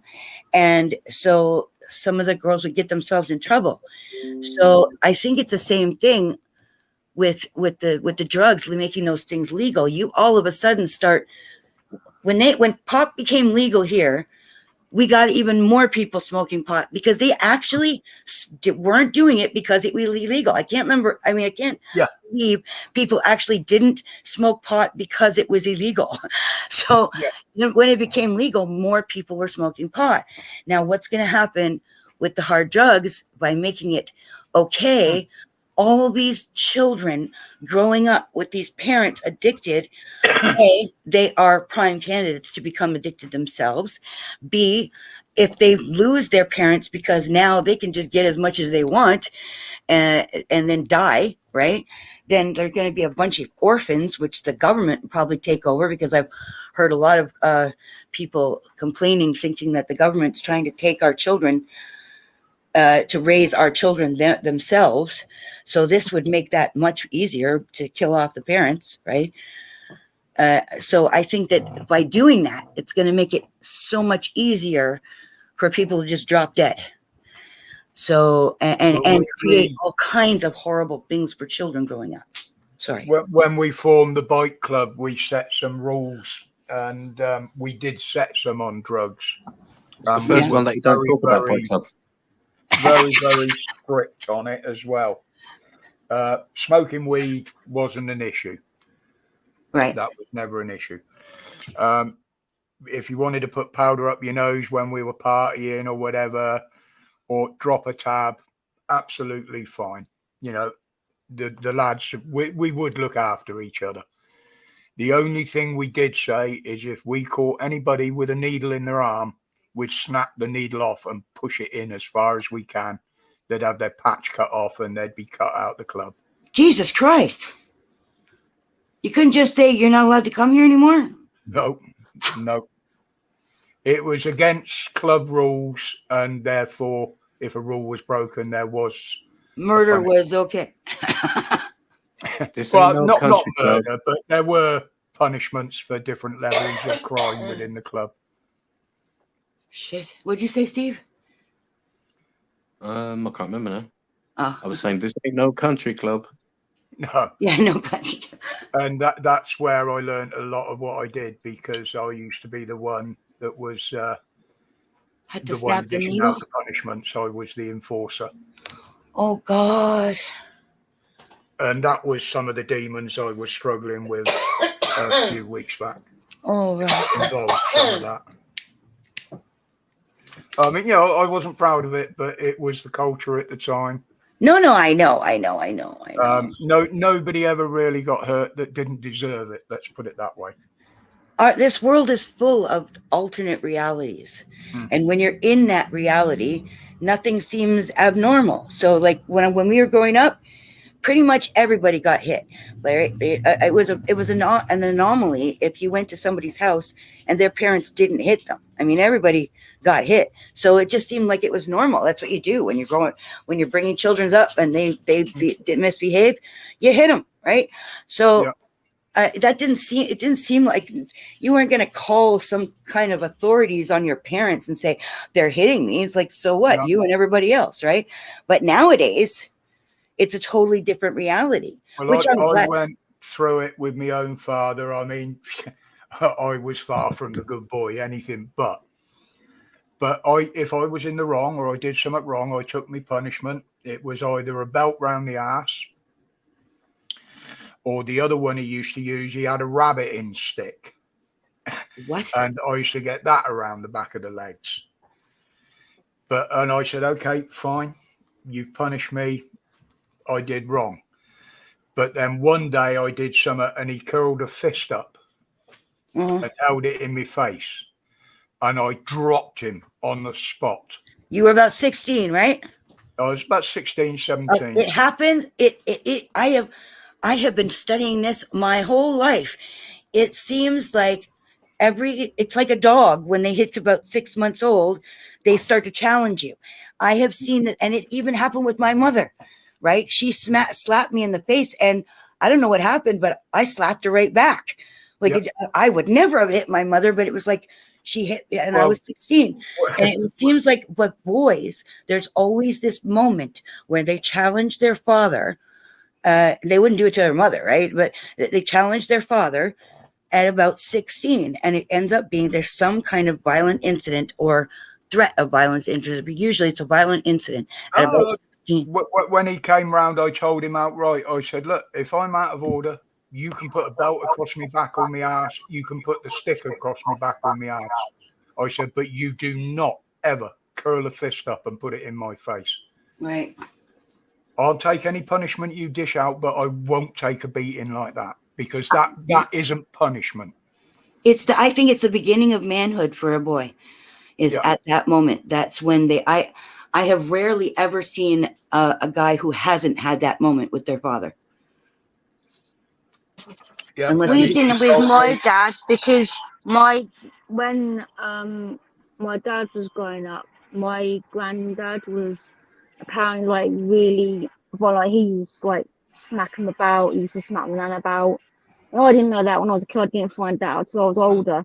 But because of how bad my granddad used to beat my dad, with me and my brother, he wouldn't do it. Like, he'd tell us off, but he would never ever discipline us in that way. It was always my mum, because he was so scared of hurting us. Well, my granddad did, he just wouldn't dare do it. So my mum used to do it. So we weren't scared of my dad.